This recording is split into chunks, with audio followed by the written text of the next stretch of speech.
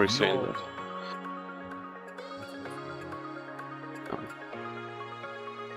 Let's see.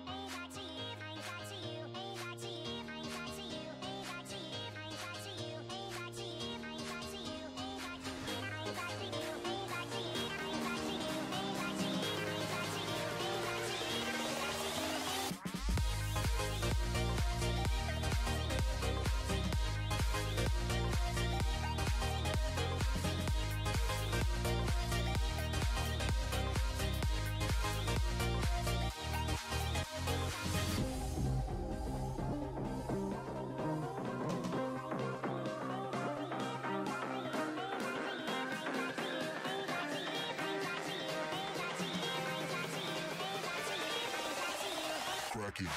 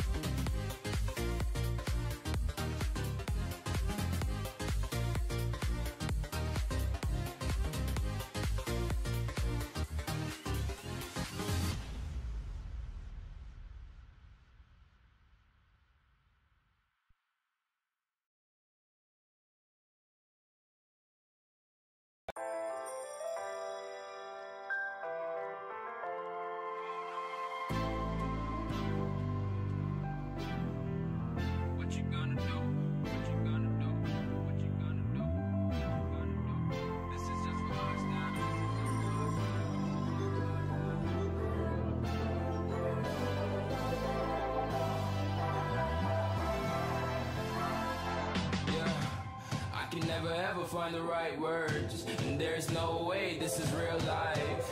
There's no telling you're the right girl, so I can only say that it feels right. It feels right, it feels right. Yeah, I can only say that it feels right. It feels right, it feels right. Yeah, I can only say that it feels right.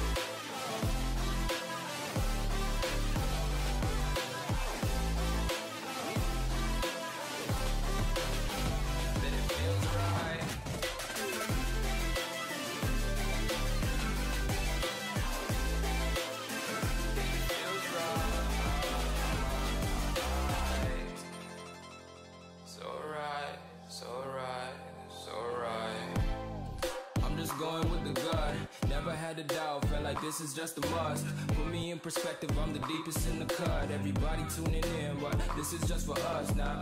We know I ain't ballin' yet, hoes wanna holler, oh no, I don't call them back. Girl, let me see you hold it down, we gon' have a blast. Cause I just wanna know what you gonna do with all of that. Ain't gotta say a word, I know what's up, you can have it all. Watch me rip it off, I'll admit it, you got me feeling hella loved. Even when it's going down, know that we gon' live it up. Young shot caller, always been a baller. Know that you the one, I can feel it in my heart. Yeah, I won't stop charging, we go and come harder. I can see you and I, way beyond the stars, girl. I can never ever find the right words, and there's no way this is real life. There's no telling you're the right girl, so I can only say that it feels right. It feels right. It feels right. It feels right.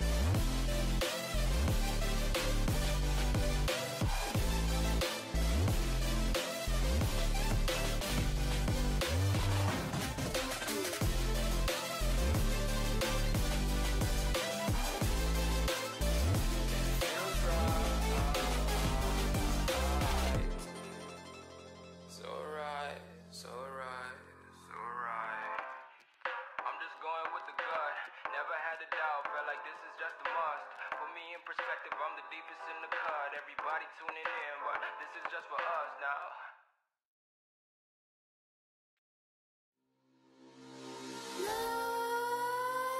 Nightmares creep while you and me repeat. This bittersweet heat is suffocating.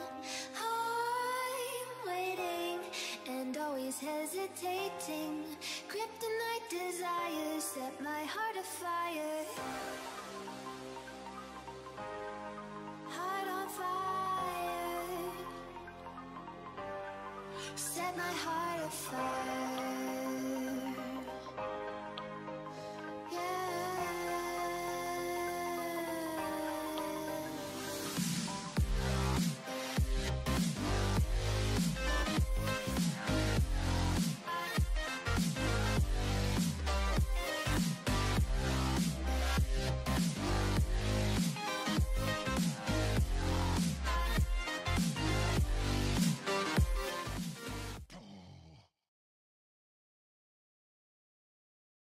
Good morning, ladies and gentlemen, and welcome to the Mega8 Pro 16 Dota League Open Qualifiers. My name is Halbert. I'm joined by Snare as we go through all the action here between Nibble and Goliath Gaming. Snare, really great to be working with you again. Welcome to the cast. Snare, welcome to the cast. Hello. Yeah, so I didn't press T. Let's go with that. So you've missed the introduction, but little silly things aside, guys, really great to be here, and of course this is going to be quite an interesting matchup. For those of you who haven't been following the actual event, of course, what we're witnessing here is the open qualifiers for the Mega8 Pro 16 Dota League, where we will have the sides that manage to make their way through this tournament join up with 8 invitational sides in the actual league itself. It's pretty exciting stuff. There's some prizes on the line, 20,000 Rand. And of course, as with many Mega 8 things related, we can expect some great Dota and a great tournament to carry on through. But anyways, let's get stuck into this one. Banned out so far, we have Night Stalker as well as the Lich. And on the other side of the river, we have the Viper and the Venoman. So the toxic guys being removed from Goliath Gaming.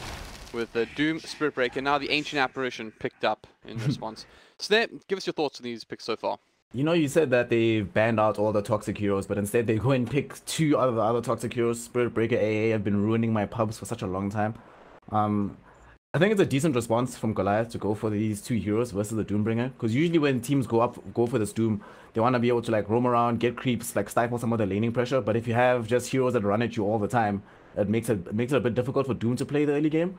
That being said, though, I think Nibble has a good, like, the thing about Doom being picked early is that you can play this hero off lane, you can play it support, whereas Goliath has pretty much revealed what they want to do. Want to be able to boss the lanes in the early game, so Nibble has a long way towards making sure that they can actually come out of this on top. You know what sucks though, actually? There is nothing in the world more annoying than playing Doom versus Ancient Apparition, right? Because you want to get into the fight, because this hero is super slow, and you see this carry right in front of you, and then this AA just drops an Ice Vortex, and you just never get there. And you're like, oh, I should have picked something else like Spirit Breaker, but it's gone now.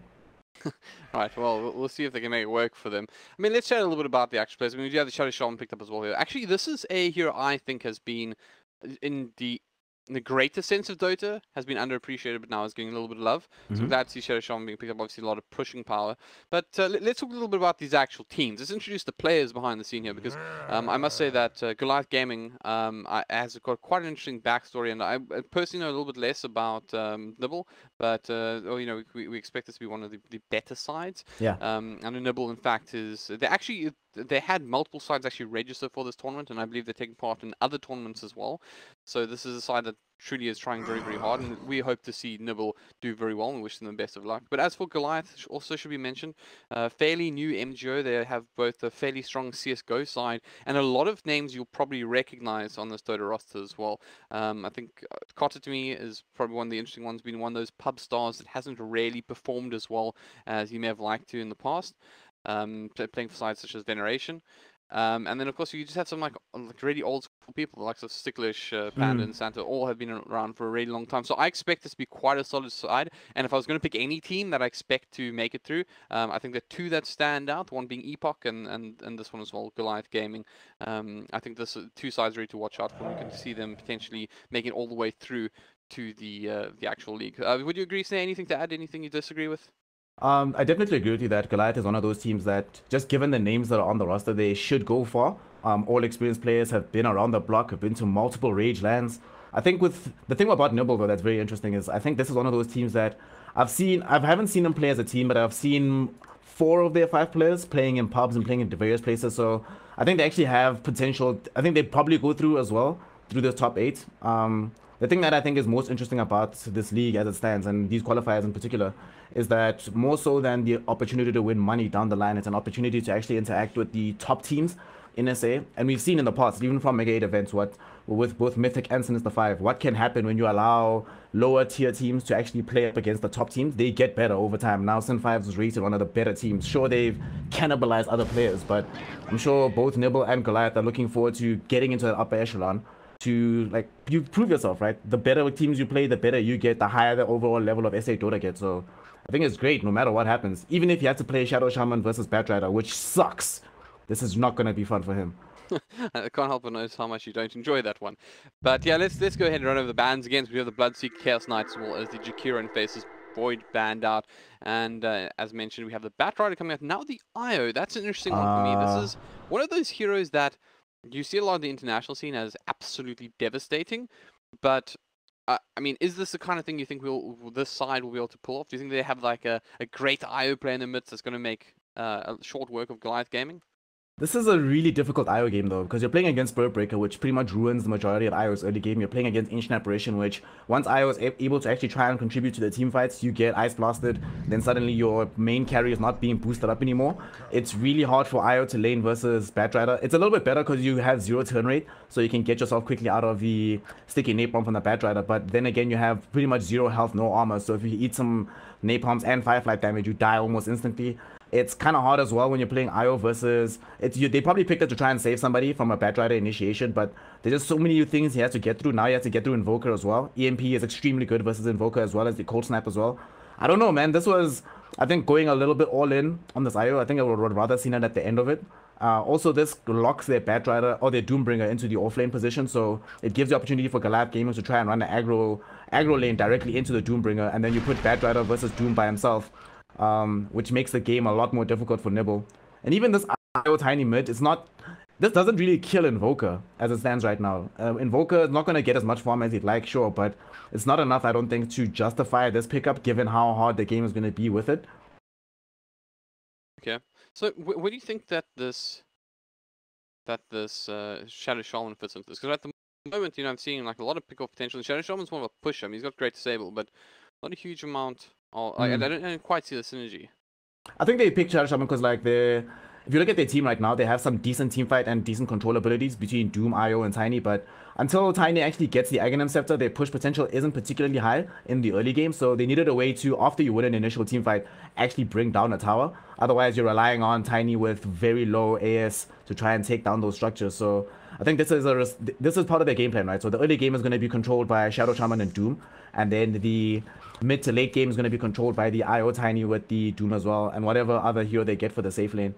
So I think they just picked Rasta, a couple of stuns, and it's a quick and easy way to push down towers. Also, if the game starts going south and Tiny's not getting the farm, you at least still have a way to push, right? You're not going to be locked into saying, okay, guys, we lost the laning stage super hard, now you can't do anything for 40 minutes. I'm actually okay with Rasta. I would actually I'd rather have 2 Rastas than an IO in this patch right now. You'd rather have 2 of them? Okay. 2, bruh. Right, fair enough, fair enough. But yeah, so the last ban is going to be the Phantom Lancer and the Medusa. We'll see what the teams wrap things up with here. I think for Nibble, I mean, you kind of expect the Tiny to be the core focus as far as farm goes, and Doom just a natural farmers obviously can get a lot more. I mean, you mentioned they have like control, and they have the initiation with the IO Tiny. What do they need here that just wraps up their lineup nicely? They still need a carry that can fight, right? They need something that can go to the front lines, because Doom and Tiny in the early game are not necessarily the heroes that you actually want frontlining. Doom, ideally, you just want to be coming into the later portion of the fight, but it doesn't deal damage, right? So far, they only have burst damage between IO, Tiny, and Shadow Shaman. They need some more sustainability in the fight. I don't know. I think what you would want to have, maybe a hero like Troll could be okay. Something that matches up against Batrider well as well. Even Weaver could be decent here. You just need something that will survive the laning phase. Because as it stands right now, because IO is going to be mid and Doom is going to be off lane, going to get sacked entirely. Shadow Shaman isn't, like, with the carry, they're in danger of being outrun in the laning phase because of the fact that there's Batrider, Spirit Breaker. So something that's safe, Weaver, Troll, Sven, these kind of heroes. I'm actually not sure what they picked though, because pretty much all the available carries aren't necessarily that great versus Invoker as well.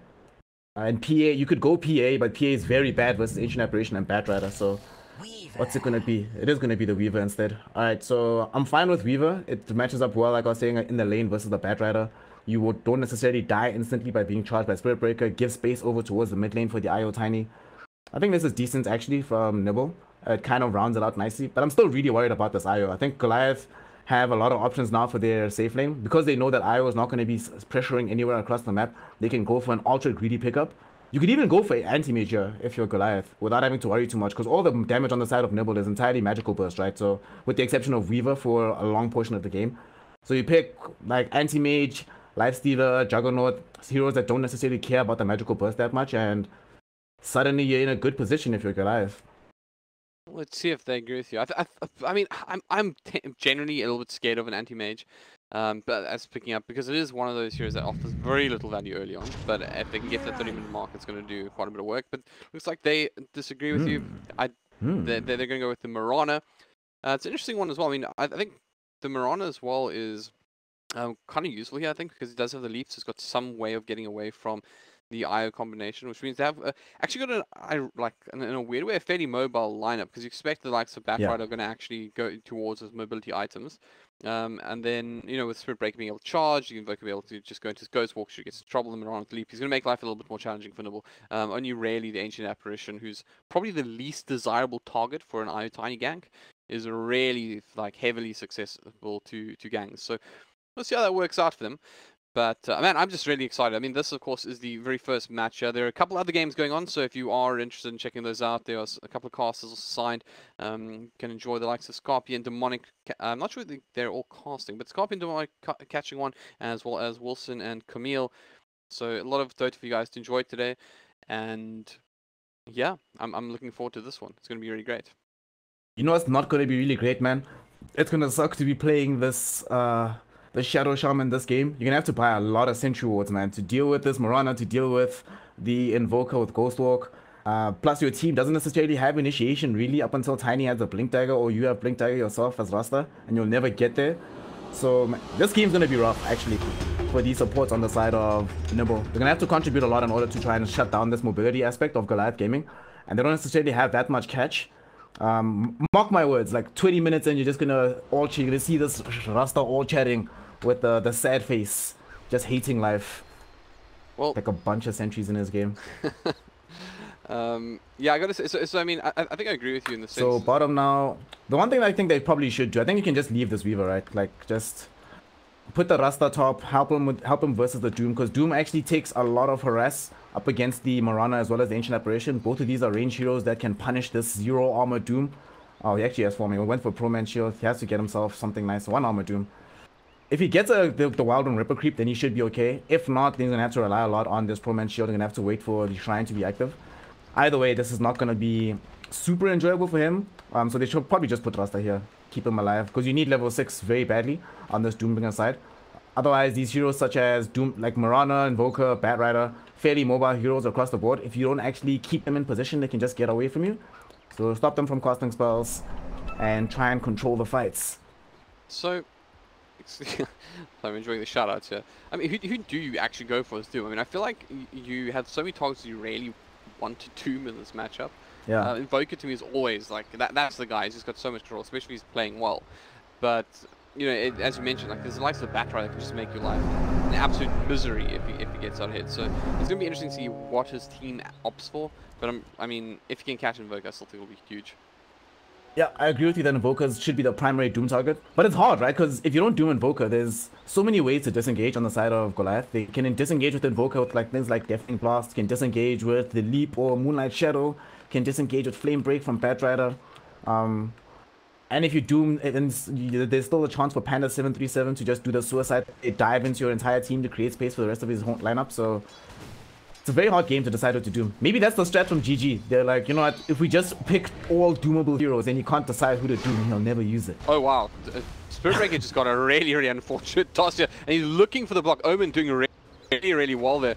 Panda trying to bully his way early on, and in the end it was he who got bullied. Nice work there. And I want to point out that's actually pretty clever, like good communication, because the IO was actually Toki actually went back. He was like first in that fight, busy giving a couple of right clicks, and he moved all the way back, knowing exactly what was going to happen. It's good communication, and that will certainly make Panda think again about his movements. Look at what Panda's doing here. He knows that in the earlier portions of this, that Invoker has basically 0 harass potential onto this IO Tiny, so he's just sitting here mid, trying to ensure that the Invoker just gets the good start. Then after that, he'll leave, go do his own thing, and enjoy life. The lane I think which is actually going to have the most bearing on this game for me is going to be this bottom lane. They're actually just going onto the Rasta. Horton is here, brought down by Sticklish, Bat Rider. This is a big deal. Bat Rider cannot get a good start. Like, Nibble have to go out of their way to ensure that this does not happen, because up until they have Lincoln's here, all their heroes are especially susceptible to being dragged out of the fight by the Bat Rider. Because of the fact that IO has to always stay nearby the Tiny and ensure that this hero stays alive, nobody else will have the luxury of a relocate save. So this is, they have to do something about Sticklish, right? Like, I think it might even be worth it to make more rotations than bottom or middle. Invoker dead. Yeah. What just happened? Another I didn't see that. Came in from Omen, so they're enjoying that combination, tossing the Invoker back onto the tower. Omen doing very well with that combination, and this is a real problem for the boys from Goliath. I mean, they're picked up the win mid, but if they continue to get picked off like this in the middle lane, I mean, Invoker is an incredibly experienced reliant hero. And, you know, when you're already committing in support to that lane, try help him get the farm he wants early on. If he's going to lose out on experience, you're going to be in trouble. Toki, very nice. He denies out the haste rune in the lane, stopping Panda 737 from getting that, which could have actually made a difference. You could actually just run. You could have been able to run at this IO and just kill him actually with the haste rune and bashes. But Toki making the right decision, making the right call. Right now, though, this mid lane is fairly even. I think that. Lane, I think. Oh no, never mind. Siglish thinks better of it. You got a lot of sticking napalms onto the Shadow Shaman, but a little bit you could actually respectful of Boneless here. What do you think? Boneless is right now level 2, right? If he looked carefully at the level, I think Sticklish could have gone for it. Because right now, he still has a Fairy Fire with this wind base as well as boots. I think he could definitely have killed the thruster. To be honest, I somewhat expected him to go for it. Because I think there's a good chance. I mean, it's actually hard, like, as a person trying to help out a friend who's being run down by Bat Riders. You're often walking into the Firefly yourself. Yeah. So, you know, it's the kind of risk that you could potentially take. And they're going to go from, he's being charged. The charge is coming in here into bottom lane here. They're going to go for the Shadow Shaman. A lot of damage coming out to this Bat Rider as well. Sunstrike connects, and Sticklish very low, still committing to this bonus. Tries to turn, doesn't get bashed up. Will commit his magic 1 charges actually. And he'll survive the engagement, but once again, this bottom lane working out quite nicely. So far, Nibble not looking too bad up against what I would have considered the favorites going into this one. Yeah, it's actually decent so far. It's not the worst thing in the world. Boneless, like, I think the big thing is the fact that Boneless survives. If he gets brought down over there, that is a huge boon for the GG lineup, but he gets out of this. He's still okay, still farming out bottom. Sure, they had to sacrifice, they had to move away the Spirit Breaker from the mid lane, but this does create space for Tiny. Getting his levels, him and Invoker are matched up fairly even right now. I think as it stands, the game is still very even, right? Until they bring down the main core on the side of Nibble, I don't think they have to worry too much. I think this is the kind of support you expect to die a lot in a game like this, so any of these deaths that doesn't happen on these core heroes is alright. And they force Sticklish back, right? Like, sure, he does finish up the completed Tranquil Boots back at base, but by the time he gets back, Bonus will also be level 4, which means that it's a lot harder to dive onto this Rasta, knowing that you might be caught out with a Swarm right after that. So this is fine, like you said, good for Nibble. Top lane, Kota is not been able to completely zone out 2.0. Doom now does have himself the Unholy Aura, has a Blast Shockwave as well, so he should just be getting himself fine as well. Very soon level 6 will be available, right? So once 6 is up on Doom, I think they have to... This is one of those games where, for both sides, it's imperative that you use your ultimates as soon as they're online. So for the GG lineup, as soon as you have Moonlight Shadow, you ideally want to use it across the map in conjunction with the Lasso. If that fails, Nibble does have the opportunity to make use of the Doom and the early relocate. So that's something that both sides should be looking towards. This is one of those games where you keep your drop down ready, right? You want to make sure that once level 6 is out, you make the moves immediately. Yeah, and I totally agree, and that's one other reason that this IO lane, if they can pick up more kills, I think it's so big as well, because, you know, inevitably, if you get that combination where you're able to send your Eye and your Tiny onto either of these lanes, actually, where you have the Weaver can just do a lot of physical damage, or more so, the Doom, you can actually doom out a target, almost ensure that kill. You're able to pick up a lot of kills fast and furiously. So this IO, I think a lot is leveraged on his play this game, but so far it's looked positive. I mean, this doesn't look like... I mean, just by the way that they've played this game so far on this mid lane, it looks like they're experienced. They understand this lane, how to run it, and they have put quite a bit of pressure. Though, as we said, Vic is looking a little bit healthy now. He does have the highest loss hits in the game at the moment, tied up with the Kotomaran in the top lane, and he's also now, you know, ahead in experience of his opponents in the mid lane. Obviously losing out quite a bit early on, but Panda looks like he's up to some mischievity, so you can make something. I just want to get a ward. Yeah, I just want to get Vision out here because he knows that. This IO at some point is going to have to rotate towards his side of the map bottom to help out this Weaver. So if that should happen, he wants to know about it. And he wants to know whether or not IO is moving to collect runes here at bottom, which helps out Tiny a lot. One of the things about IO Tiny is that they really require those bottle charges, like to the extent that sometimes you see both Tiny and the IO buying their own separate bottles. So he needs to be constantly topped up in order to stay in this lane as it is right now, so they want to make sure that they always have that top lane. They actually information. Bring down 2.0 here and do pretty curious kill actually. He kind of like seriously overcommitted, to be perfectly honest. He seemed to want to take the fight with Cotter, but chilling touch up. Mid lane. Oh wow, the toss comes back in again. Once again, Panda in trouble here. Can they finish the job? A couple more hits to fight. There is one eyeball left, and that's going to be enough in fact to bring him down on the right paw of Omen's Tiny. So 2 kills going the way of Nibble here, and that brings things once again really even. I mean, where do you want to be a few of these sides now? Like, what is the laning phase advantage either team is looking for at the moment? I think ideally, if you are, I think right now Dragalat is actually kind of behind. They haven't really been able to make use of the Spirit Breaker. Where you are right now, you want to ideally be much further ahead. If you have the SB, your entire early game has to be dominated by getting as many kills as possible. It looks like they're trying to achieve that now. They're charging top onto 2.0. He should die. What does he have level? He has level 2 Scorched Earth. Okay, actually, he shouldn't die from this. He should survive. Oh, he's gonna get Sunstrike. Never mind. Well, he is very dead in the end. Yep. Nice work there. And I think, as if they heard you, Snare. Of course they can't, but they agree they need to make something happen in the bottom lane. We'll see some action here. Sicklish actually gets shackled up here, but Harton is standing in that Firefly. He's got to be careful. Quite a bit of damage going through. They're going to commit to the heal with Sakuchi. Can they finish the job? Should be able to. Going to pop the fire. Excuse me. Oh, he pops Fair Fire as well. Does he live? I think he lives. Oh my god. Sticklish. What? Able to survive just thanks to. I think he popped a Fairy Fire and a Magic Wand there. Yeah. Not 100%, but top mid lane as well. Very low HP Invoker. This charge is actually coming through. Went into his Ghost Walk, so not a lot of damage, or rather, not any real damage available to the sides from Nibble to finish the job. But once again, putting a lot of pressure on that middle lane. Yeah, they're trying to make as many things happen across the map right now. I think they, like you said, they realize that they need to start moving, right? You can't actually, you need to make put as much pressure on the map as possible. If Sticklish had died bottom, that would have been so good for Nibble. That would have been the second kill that they got on him in the bottom lane. Top but lane, we're going to see Tupono probably fall down again. He has caught it very low. Does manage to just leap away from any potential death. But once again, Carter finding himself in the money. And Tupono not having a great time. He's actually quite a low level.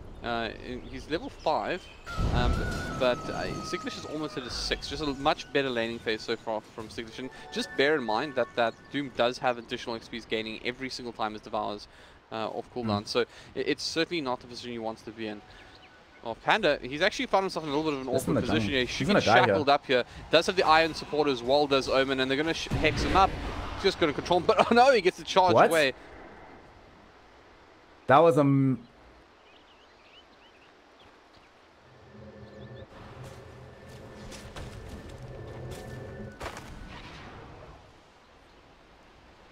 Ooh. I think he's actually okay. Io just arrived as well. If Io tethers him immediately... Oh no, this is Horton, it's not Io, so... He might actually... No, I think he's fine, right? Underneath the tower, it's got the additional armor. Well, I think he's dead either way, because there is a Panda heading his way. Oh, yeah, there's a Panda right here. Guy in the world, so I think he's going to finish the job here. But... yeah, I mean, Harton could potentially get something out of this, because if he's aware of this, if he spots this out in time, and the likely behavior of Harton here is that instead of pursuing, he's going to start heading back. So he might, in fact, be able to get off the shackle. Now, the problem with that is, in fact, there's no problem, because Mirana has already committed to her second arrow anyways. So potentially you can get the cross kill here. Let's see how they react. It's... Oh, never mind. Never mind. You're gonna get went very differently. Went very differently, and Harton's gonna fall as well. I think we thought that arrow had already connected, but it was actually, it looked like it, right? Yeah, it was just moments before, so there's actually enough to pick up the kill. In the end, absolutely nothing the way we saw it. Harton actually gets brought down as well. So 2-for-1 special, and Goliath will be very happy with that, as they've now changed the game a little bit up here. I mean, 3-7 is a lot healthier than it was before. Charge also coming in towards the middle lane onto Toki. Let's see if they actually commit to this. It's going to be a very deep charge. They're actually going to put in the Vocal Wall. He gets tossed back onto the tower. This time, Ghostwalker is going to help him. Does get off a really good Meteor, Deafening Blast and Sunstrike combination. And in the end, it's going to be Panda who has to back off from this one. He probably wouldn't mind too much on an individual basis, as he is now going to get a little bit of experience to start moving towards that level 6, which will make him a lot more threatening as well. You know, that kill would have actually been okay for the Nibble lineup had Omen been the one to actually collect the kill on the Invoker. The fact that it was split between himself, Io, and the creeps kind of sucks. I mean, that doesn't get that bonus gold, considering that Invoker did get that bonus experience for getting that solo kill on Io, but still decent for them. Level 9 on Tiny. This is actually getting to a dangerous point. Soon enough, he's going to have that Blink Dagger, and he is one of the few heroes on the map that can always get the immediate burst onto Invoker. This is one of the important things about getting a good start in the lane from this lineup. Also, as it stands, they're going to charge him again. They're going to try and just put as much harass onto Omen as possible. Yeah, but I think he survives. Omen has had a pretty good time with it as well, to point out. Early on, we commented that he was sitting on... He was behind the Invoker in last hits, but now he's actually second on last hits, just behind Kotter's Mirana, but also has found himself a little bit healthier as far as net worth goes. He actually leads charge at the moment, so he's in a very good space right now. Omen... also moving towards that blink dagger. So once he gets that up, he'll be an even greater threat. And the stun cost combinations have been working out really, really well. Omen's in trouble. They're going to charge into him though. Can they make it happen? They're going to drop the meteor as well. A lot of damage comes. Does manage to get off that avalanche. So can he survive this one? Gets a task and buy himself a little bit of time. Will be brought down there in top lane. There's a fight raging on at the moment. It's Cotter in a little bit of harm's way here, but he wants to bring out the Io. Io does manage to magic wand though. Going to keep himself in Doom for a little bit longer. They're going to...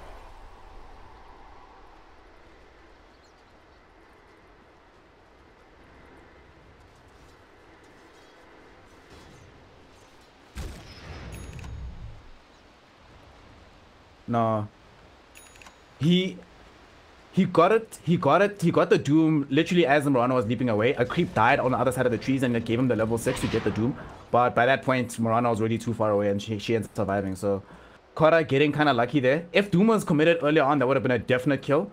But he ends up surviving. Now they're going to try and commit the lasso, right? Lasso is ready, he's being charged, and the Ice Blast is flying towards Boneless. They really want to get this kill. It's going to get there ahead of the Spirit Breaker though, but they might still be able to get this lasso. Yeah, Boneless, oh my gosh.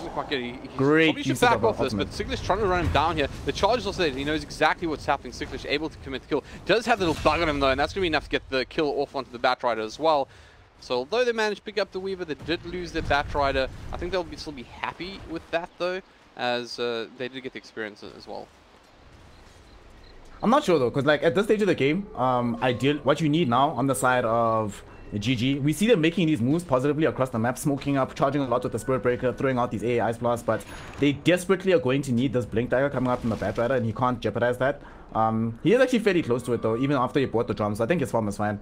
So in retrospect, I think it's relatively okay, but they only get the kill onto Weaver because his ultimate is down. As long as Weaver ensures that his ulti is up, that doesn't happen. And he gets more items like as the game progresses, so makes it harder to make those plays. With tiny, he's setting up for this part of it. They got the Doom there as well.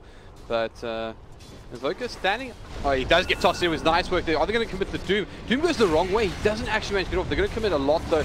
Do in fact manage to finish the job as Ticklish comes in to support. The AA ulti does also connect with Panda on the sidelines. AA and friends trying to beat down on the Remnant to Io. He's out of there, but he's left Omen behind him. So Omen going to be brought down as well. It's going to be a 2-for-1 trade in the end, losing 2 cores there. Really great work from GG, making a meal out of a bad situation. Toki will manage to tether back towards Hearten to keep himself alive. But I'm not sure what happened there. Maybe tether was off cooldown or something, but he actually didn't. He didn't get the save. What happened was that... Yeah, he was tethered up to the Doombringer, right? He wanted to give the Doom the additional movement speed so Doom could come back into the lane to get the Infernal Blade hit out onto the Invoker while the dust was on him. Unfortunately though, Doom dies just under the duration of the Ice Blast. So he tried to relocate out the Doom just to keep him alive. He fails at that. They're going to commit onto Weaver. This is just going to run out in fact, and they're going to use the dust as well. Could commit ulti from... No. I lied. Ulti's in cooldown at the moment, so yeah. Weaver's going to be able to scuttle his way out of harm's way. Yeah, he's totally fine. If they don't get and that's one of the situations, exactly what we saw there is why they really need this Blink Dagger available onto this Batrider.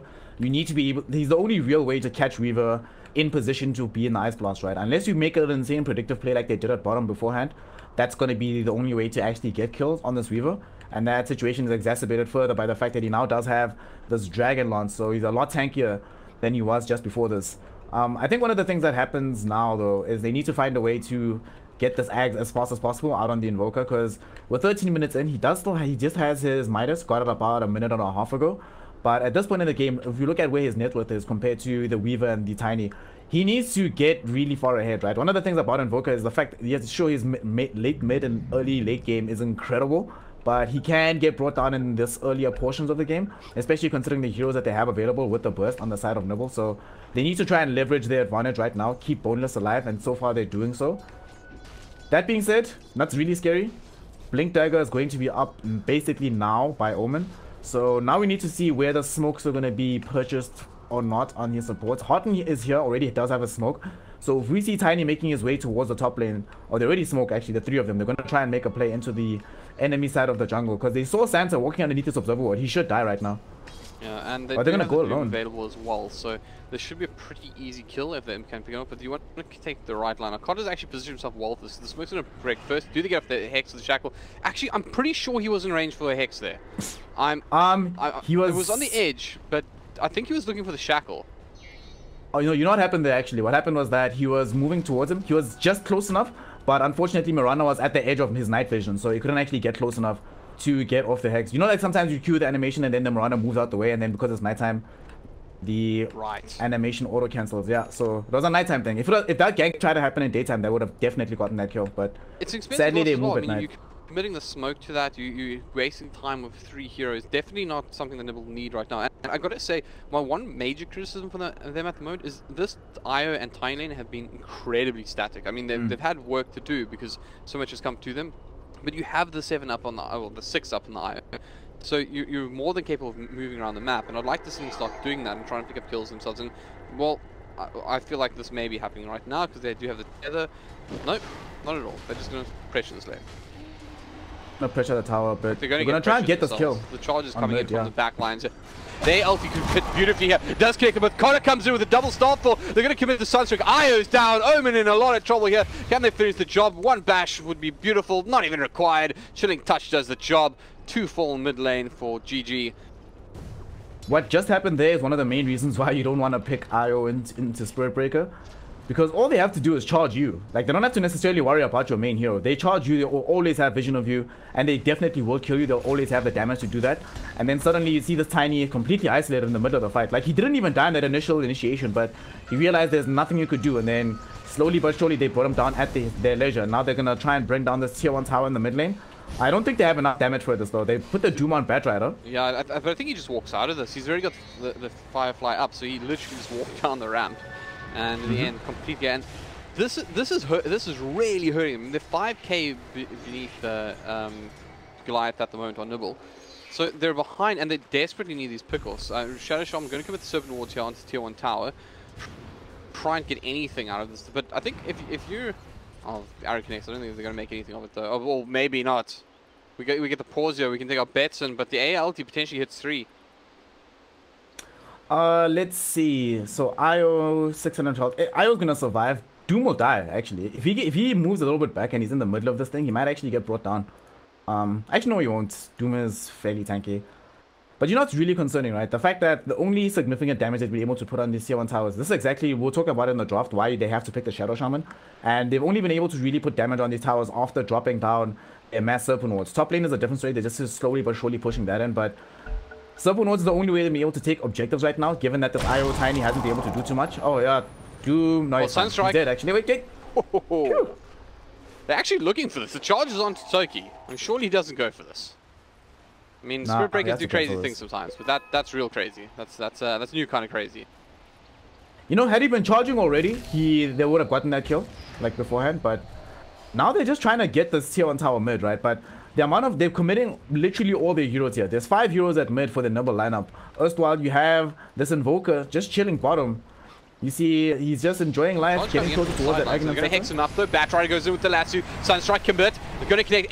ALT also flying through. Can they hit a couple? Gets nobody in the end. And GG managed to take one and lose the IO and lose one as well. 2.0 still wants a piece of this running forward with Scorch Earth. Going to toss through the Hadouken and all her Panda. I think they might be able to get. Omen comes with a blink. Connor's a big kill. Can they finish the job? Yes, they can. Fork Lightning from Hearten is here. Secures that one.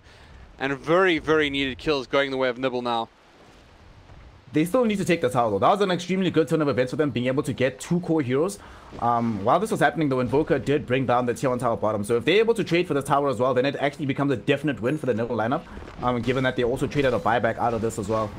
But this is good so far. So Nibble are making sure they put pressure all across the map. And top lane, they creep wave pushed in with the siege engine and they took down the tier 1 tower as well. It's a beautiful AL to kind of make something of it. Sickness gets stunned off by the avalanche. And the Sunstrike connects to the back lines to Hearten picks him up.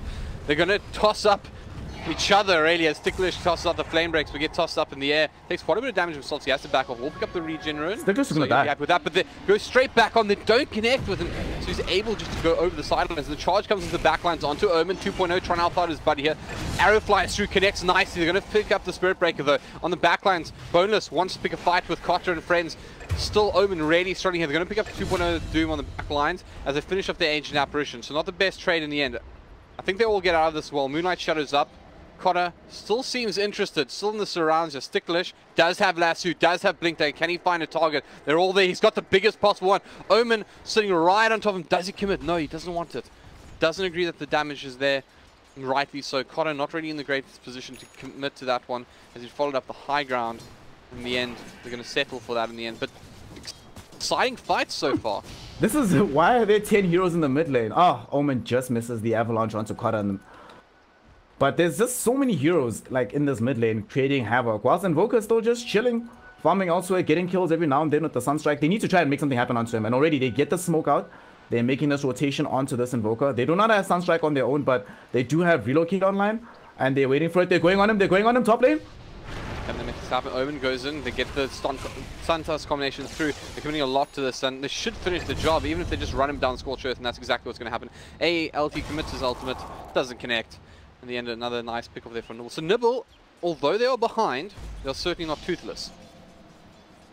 Even the fact that they're behind, it doesn't feel like it's that big a deal as it stands so far. Sure, you're gonna always get behind the Invoker, right? If you don't shut down his laning phase and he gets that early Midas. But at the same time, they haven't yet managed to lose all their jungle advantage. They haven't yet managed to lose their tier 1 mid, so they're not in danger of actually losing significant parts of the map just yet. And their lineup still is fairly decently scaling once they get their requisite items. Boneless, after getting this Dragon Lance, what's he farming for actually right now? Oh, he's gonna get Lasso bottom. Yeah, he's probably okay. He's got the IO there, but still taking quite a bit of damage. Omen comes in, gets a nice double stun combination out. Cotter once out, and looks like they're gonna try back this one off. Harton not able to connect with anybody, so they're going to be able to walk this one off. Esrin also available. Dude, just only pick it up. Panda wants it. He wants out badly. And then there should be AOK. We'll pick up the rune as well. Do we see the usage of the shrine? You don't really want to fight into this. Arrow does not connect. Looks like the GG are going to back this one off. And Nibble will survive this engagement. Yeah, ends up being okay. Just go back to farming. But again, this is now 5 heroes back at bottom, like on their side of the map for the Nibble lineup. They've managed to, the one thing that GG's managed to do fairly well is spreading apart these Nibble heroes, especially the support duo, keeping them on the back foot, not allowing them to be in positions where they could reasonably find a kill elsewhere across the map, creating space for either Cotter or Invoker. Cotter now has finished off his Diffuser Blade, and look at his farm. He's close to the Invoker, even though Invoker does have this 19-minute Ags as well as 13-minute Midas, farming extremely quickly. And GG, they managed to maintain this gold lead at about the 5k mark, but it could start increasing. The main thing though, they still need to start finding kills, right? And we're seeing the increased difficulty they're having in this regard with this IO being available, with Boneless getting tankier. Like Tiny doesn't get easier to kill as the game progresses. So they need very much this Ancient Apparition. Actually, he's going to be the main force of them being able to find kills. And he's now going immediately into this Aghanim Scepter, realizing that they need that Chilling Touch, or they need that Ice Blast debuff to be onto these heroes so that IO can't come in and create the space required for them to survive these initiations. I think the big thing as well is that, you know, with Ancient Apparition, if you get enough damage off onto your opponent, you get the kill anyways, even if I get to save. So there's a, I mean, potentially, right? You leave that option open. Not the easiest job. You still got to get that initial damage out, but we'll see how it works out. And so a scan also does come out. They're gonna notice that I was there, but this is a little bit of false information. So this could end badly for them because there are also illusions there. Do they do anything silly up to this illusion?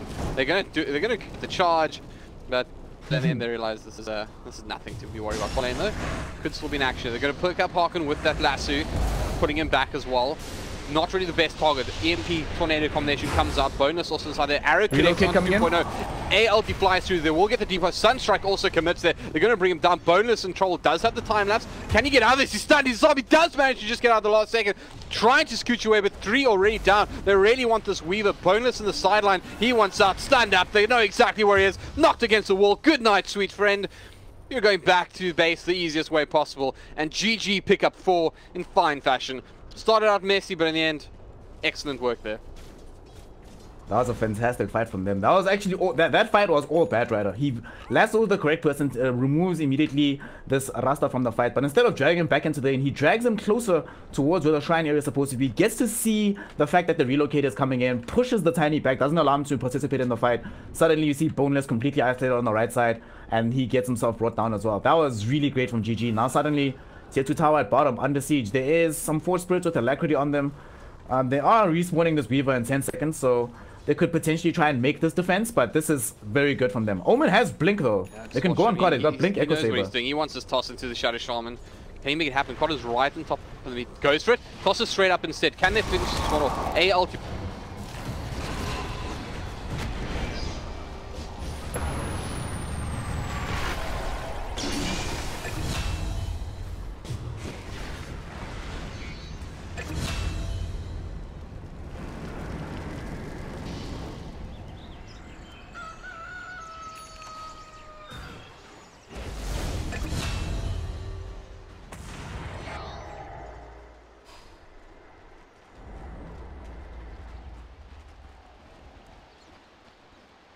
What just happened, man? These back and forth engagements. They were got a bit aggressive as they were trying to push onto that tier 2 tower at bottom, and unfortunately they didn't have vision the side behind the tower to see if anybody was going to be available to fight there. Sticklish has to act. Oh, Quata must watch himself, actually. There's blink daggers available, so if they see him, he's dead. Yeah. And they're going to him immediately. He does manage to get the initial leap away. Can't quite finish the job. Also, wait, what? He has a 4-star. Yeah. Interesting. I was like, wait, what? I was also like, yeah? So you don't see that every bonus does get hit by the sunstrike, takes quite a bit of damage, will time lapse it away. And he also gets a little bit of help from the IO to heal him up. So the tier 2 should fall here. You have to be careful. Batrider back up online here. Going to TP into the fight. Can they catch something on the retreat? Do manage to get the Avalanche. He's 4-star forward. Catches out Omen. Starts dragging back. They do have the Serpent Ward to provide some support. The Omen very low. Gets taken out by the IO. He's alive.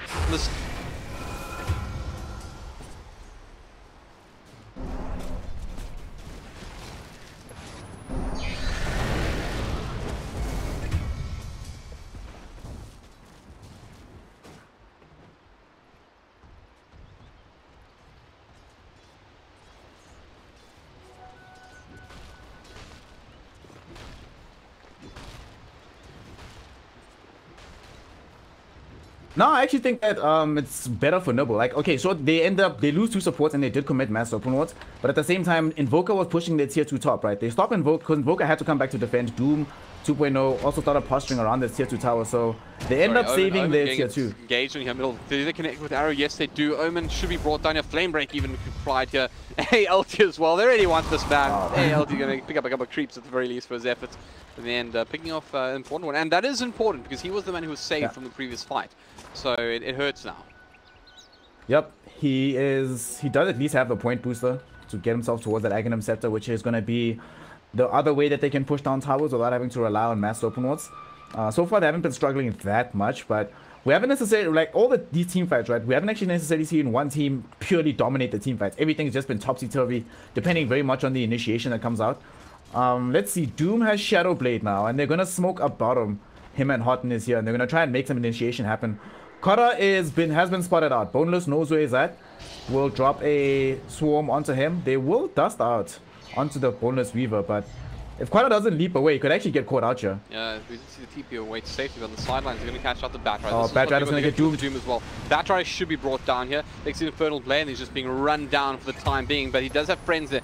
And it's Cotter as well as the Panda Spirit Break who managed to help out. Very low Batrider finally falls down to Doom, but they still want this fight to go on. They're going to pick up another, and the Deafening Blast comes through, but Omen comes through with a really great toss again, and now it's the Invoker who's in trouble. Do they have the reveal? Doesn't look like they do. They finally pop it. Actually, Houghton did have it a little bit late on the draw there, so Invoker may have just dodged.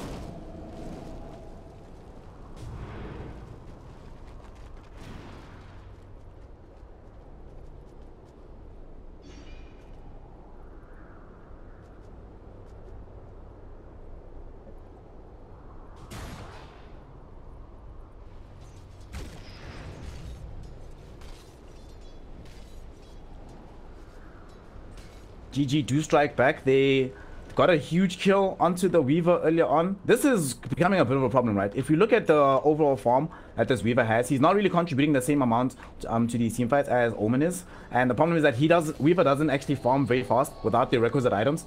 As it stands right now, he's still trying to finish off this diffuser play. He's been working on this item for like at least the last 4 minutes, whereas Morana just finished off from Mjolnir as well. So these team fights, we're seeing that Weaver is able to run around and but doesn't actually do anything in terms of damage. Unless Omen is alive, it looks like Nibble are really struggling to take these fights as they stand right now. And unfortunately, IO can only heal one person, right? And that person almost always has to be the Tiny, who just has naturally all the damage in the world.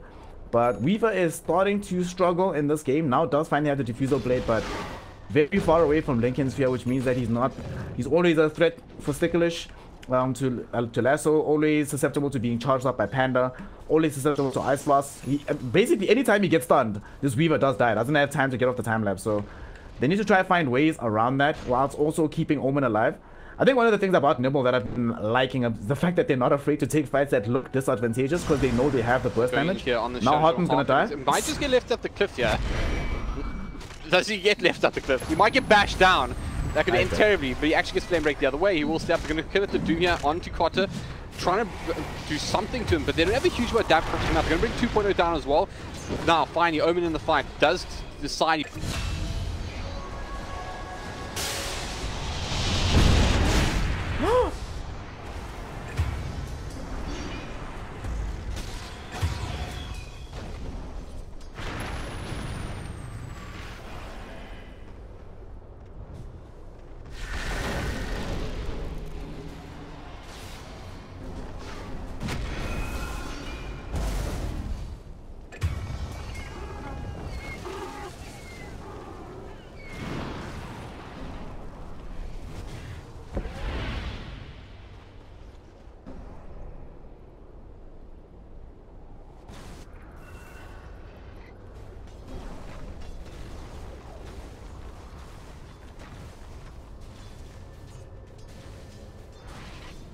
That was such a bad fight for Nibble, and now once again we see what happens if there's even a modicum of control on any of these heroes on the side of Nibble. Because of the fact that they don't have any 4-stars themselves, I don't believe, nor do they have any BKBs. As soon as someone gets control, basically guaranteed kill.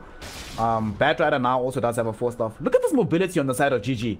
Like, now I'm starting to really get concerned. How do they actually catch anybody? Omen is the only person that can make that blink initiation, but even after the Doom came out from 2.0, like, GG didn't really seem to care. They were like, whatever, like, we can just run at you. We have the items, we have these drums with the Swiftness Aura, we have this Invoker that's just gonna run past you with this Alacrity, drop down Ice Walls, and now they're gonna take Roche. There's no real way for them to stop it. They don't have AA themselves. Omen doesn't necessarily have the information about this. They don't have any vision here, because beforehand, Harton is here, got dewarded as he died under this cliff. So they're gonna lose this Roche. Tier 2 tower top should be the next to fall. Now suddenly they have to consider how to defend this high ground. They have a modicum of wave clear through the Avalanche as well as the Ether Shock coming out from Harton. But overall, they don't have the easiest time stopping the GG lineup from actually coming up the hill unless they are able to get the blink on the far side of the fight from this Tiny. Gonna depend a lot on the initiation, right? And unfortunately, they can't even use the relocate to start the fights because they desperately need that to save them because they're 15k behind here, Halbert. Yeah, damn, GG it's not is good. And I think the Aegis as well is a huge problem, and it's going to be a lot easier to get these objectives now. I mean, they are now looking at high ground because they do in fact have all the out-tier towers, Roshan off the books for the time being.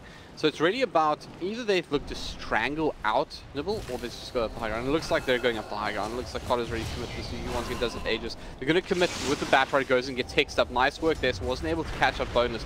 Also was quick on the launch with that Scoochie. Avalanche comes through. I don't actually know if they're connected.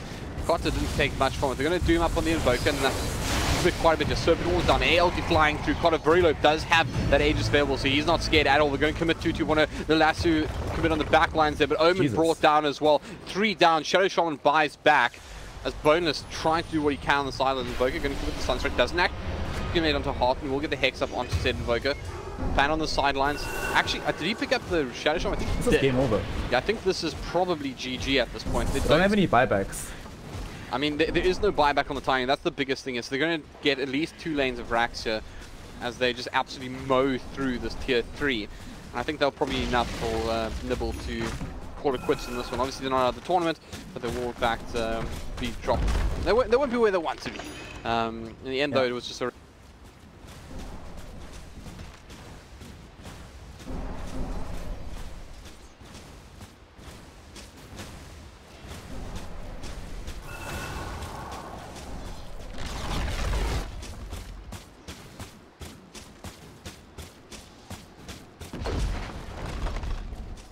Yeah.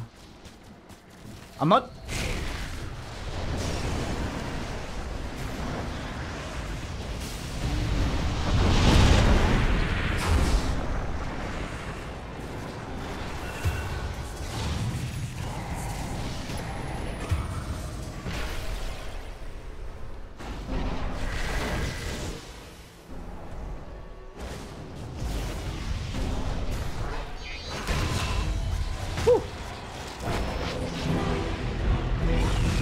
Yeah, that was really well done by GG. They started the game a little bit slowly, but once they started picking up on the engagement and started... I think the crucial moment for me was once we saw Sticklish get that Blink Dagger, they were like, okay guys, we can never, as long as the lasso is up on bat, we have to make an initiation, and kept doing that. All across the map, you'd see Panda's always charging, they'd always be blinking on somebody, and the main thing as well is that we just saw Nibble run out of damage. There was a point where it seemed that GG didn't really care anymore. They were like, well, we're just going to run at you. If you can't stop us, we're just going to kill you all and then take your axe. Even that last initiation, that last fight, Kara just manned up with the Mjolnir static charge on him, and they just could not bring him down. Gets an ultra kill, walked up the lane, they end the game, and that's all she wrote.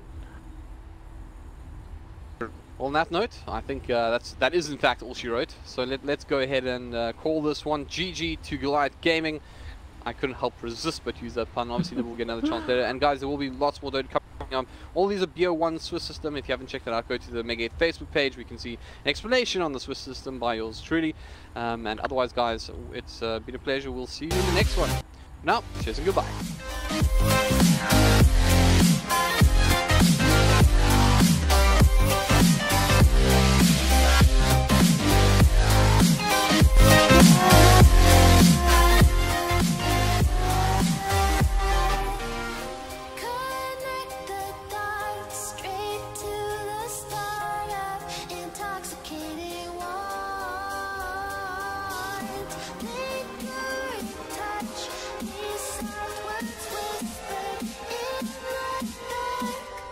Set my heart in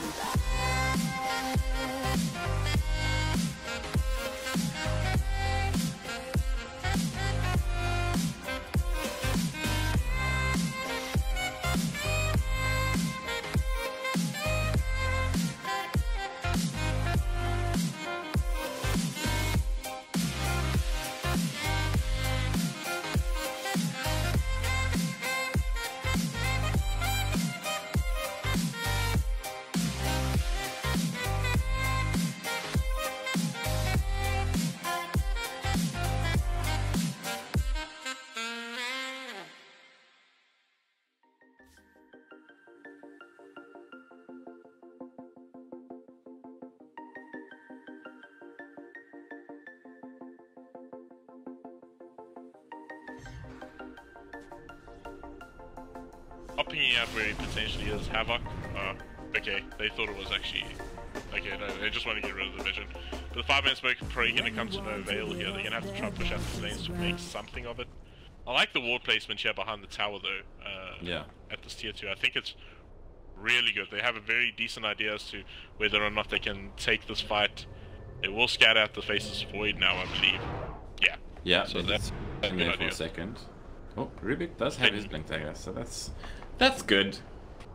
He's finally done well and now in a position that they might be able to get something done. Yeah, Havoc goes in under the Glimmer Cape, doesn't manage to find anything, sneaks himself out for the meantime. I don't know if I think he was seen there for a second. TXT! Oh, he's got to be careful. He's flying into 4 here. They are going to turn around. The good vision catches it out, but a 2-man Chronosphere on the back lines. They're going to find the puck very quickly, looking for the second Death Prophet. He'll take a double, and the Hurricane Pike. It's just so good, and a bash. Of course the bash is going to come through. The hammer gets dropped. They find a few more. 4 down, and the lone survivor is a Shadow Shaman who will TP out.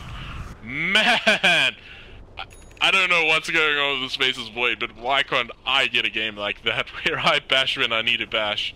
Oh, Bash God, it's just amazing.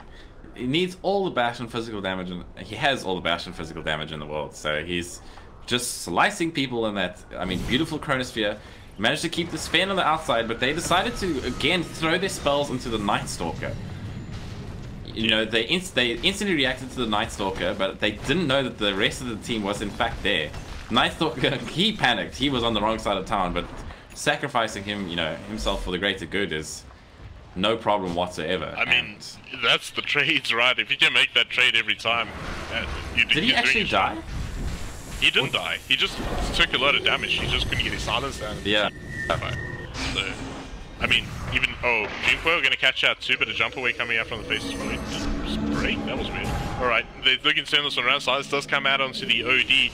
It's AVX as well as the Spire, who are sort of straggling behind you. They should at least find a kill onto the poor Rubik. And looking for a little bit more here. AVX. Oh, the miss chance on him. What? What was the miss? Why did he miss? That was weird.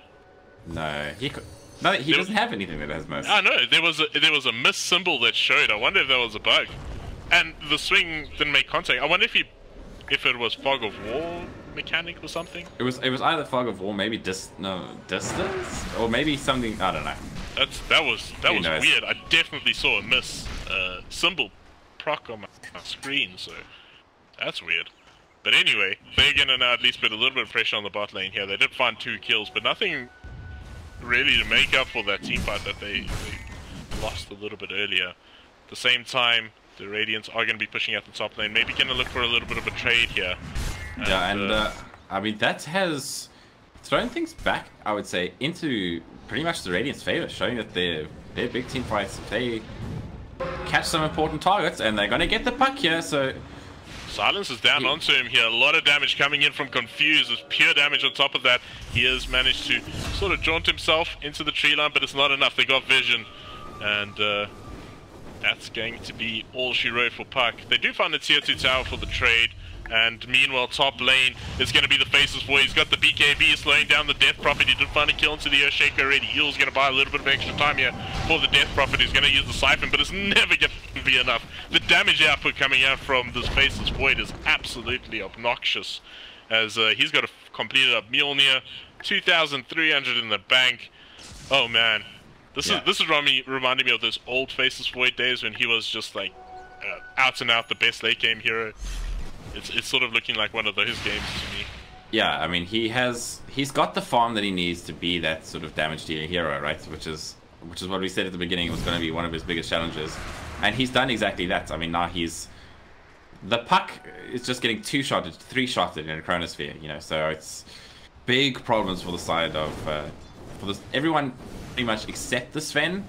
I would say that, like, the Sven does okay. He can survive long enough for his team to be able to get there to help him, I would, in most instances. But the rest of them are going to die very quickly to a bash and a Mask of Madness. And the bashes are happening with frightening regularity, as we see Rosh just get bashed time and time again. Yeah, there is definitely something going on here. It just seems unreal to me. But you said, like, the Sven, he's probably the one who's maybe not gonna die as quick, but I mean, this Faceless Void, if he keeps on bashing like that, it's just what it is. And Sven, he's got his BKB now, 10 seconds on that, so at least he won't be taking that much damage from the OD, which is actually quite significant. Yeah. Not taking the pure damage. So we'll see, but tier 3 towers should go down here. Big Chronosphere catches that too. BKB going to be used. There's not much they can do to slow him down, and they will find the kill very quickly there. So the DPU instantly buys back. Gevorst, oh, just managing to poof away, but it's not enough. He will take a tumble. Now looking for a little bit more. He's still got to jump if he needs to get that HP back. He does have, he needs to be a little bit careful here. That's silence off the mark. However, now TXT, he doesn't have a Stormhammer for a few more seconds. He will finally go down, but they're still finding a lot of kills on the back line here, and it's actually Confused. He's going to go down, 5 down. That is Aegis. I think they should bring him down twice here at least. He does have 4 staff. He is looking to get at least to the edge. Okay, he's going to have to 4 staff himself away. He does have a sheep stick if it does come to be necessary. Oh, he doesn't actually throw it down. He's going to ball himself, spray sheep stick fade out of it, but he won't go down. It's got the blink. Oh! It's got the blink. It's got the Hurricane Pike. Okay, and obviously the blink was on cooldown from the Sven because he stood next to the... Oh, no! Okay. Does Sven see it? No? Alright. He gets away. I mean, great. They did get a tier 3 tower and a buyback onto the Death Prophet, so I think it's a fine fight for Cloud's End. I don't think they'll be too unhappy about that. No. I mean, they hold on to their racks. They lose a tower, sure, but I mean, they lose 2? towers? Yeah, they lost 2 towers. No, I meant for Cloud's End. Yeah. The Radiant side. I think they'll be happy with their trade. I mean, they got a buyback on Death Prophet as well. They lost all 5 of the heroes, they lost Aegis, but they expended a lot of the buybacks. Yeah. And managed to do a lot of just economical damage. So the next time they do that, sure, they won't have an Aegis, but they won't do buybacks that are down in droves as well. Oh, Catcher onto the Shadow Shaman. He takes a large amount of damage. Wow. OD just eats through him. And that's going to be no problem there for him. This OD, obviously, having the sheep stick on hand, didn't actually get it down in that previous fight. It was on cooldown for quite some time. Off cooldown for quite some time, so... But I mean, still, they're going to be able to find shrines now, get a lot of map control. I think he's struggling with hotkey slots. Chronosphere, empty one. A very empty Chronosphere, as the Sven manages to blink himself on out of that one, I assume. But a bash, of course, does come through, but he gets a huge Storm Hammer, catches out 2. This could be it, but 1 manages to jump away, and Havoc, he's got the Glimmer Cape, buys himself a little bit of extra time. AVX is in the area, they are going to be able to get the wall down. This is a significant amount of damage going towards the Sven. Sven's in trouble, he will go down. AVX gets that with the illusion of the Sven. Now looking for a little bit more buyback coming out from the Sven. This is the 3rd buyback that they've consumed. No ulti. And he's going to look to find into this one. Aspire might be in a little bit of trouble here, but a big jump forward coming out from 1. He does find the kill into the puck. Now going to look for a little bit more. The silence was stolen there by the Rubik. Going to silence him up. The duel for the ages. Oh, the hammer gets dropped. Absolutely ruin the Sven. That's a dieback on him. And this could be all she wrote. In fact, that's 5 down. Oh man. Is that GG? That must be GG. That all 5 of them are dead. Yeah, this 5 acts are expended. They're going to get at least 2 sets of racks here. I'm surprised. I wouldn't be surprised if they go for the 3rd. I mean, Sven is dead for 100 seconds. It's going to be a miracle hold if they manage to do this. But no GG is being called as of yet. It is a best of 1, so you want to make sure that they work to the very last to get what they do. But things just falling apart here. Man, actually really good steals from the Rubik there, getting that silence down in that fight. Just meant that the Earthshaker couldn't do anything, and the buyback on the Sven was almost useless at that stage, and that's Megas. I can't imagine that they're going to slow this down. They do find a kill here onto Aspire, maybe, nope. He gets Glimmer Caped up too, and another evade there of something, as there we go, they find the kill onto the Shadow Shaman. 2 puck, he's in trouble, he goes down, and I'm quite sure that's all she wrote, but there we go. He's just going to throw the Chrono down, secure the kill into the puck, why not? As still no GG being called, in fact. Now looking to at least try something, I suppose, but I think this is all she wrote. I can't imagine a way for them to turn this one around. Aspire, oh man, shaving the hairs on his butt as he walks away with that one. This is some good fountain trolling happening here. Oh, he gets another one off. Run, buddy. He's trying it out. He's actually got... Okay, wait. He's actually got DP's ult. I was wondering, there was so many spirits there. That seemed unreal, but... I heard you like spirits. I believe so. But, I mean, GG... I assume they just playing with whatever time they have. I don't see much more from this, but... Oh, Echo Slam gonna catch out 1 on the OD, but it's just... But doesn't have enough damage, only brings him down to half HP. The sheep comes through, but it's not enough. And meanwhile, Faces Void's like, I'll just hit the buildings, I guess. Chronosphere is still a long time until that's off cooldown. Do finally kill that pesky Rubik. And that actually might find a couple more kills here, so this is maybe not over. I don't know if they have enough to defend against the Megas, but looking to turn this around, AVX seems to be the target here, but meanwhile Confused and 1 are just absolutely eating them up on the sidelines. 1, finally the GG does get called. And I mean, very interesting drafts. I feel like we can say, but yeah, Cloud's End pulling it off. I think the Faces Void had an exceptional game. We sort of doubted whether or not he was going to have a tough time, but closed this game out superbly. Yeah, we made some. We questioned the early game, you know, in making the tri lane down there with no kill potential against the puck lane, but then ended up managing to get 2 to 3 kills once they actually got some levels, gave that Faces Void the early game that he needed.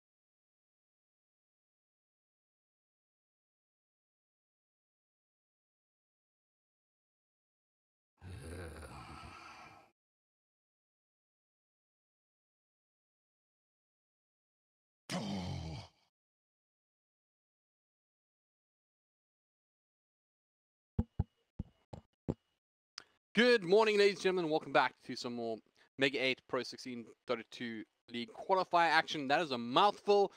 My name's Albert, and I'm joined by Snare as we take you through Epoch Esports versus Cloud.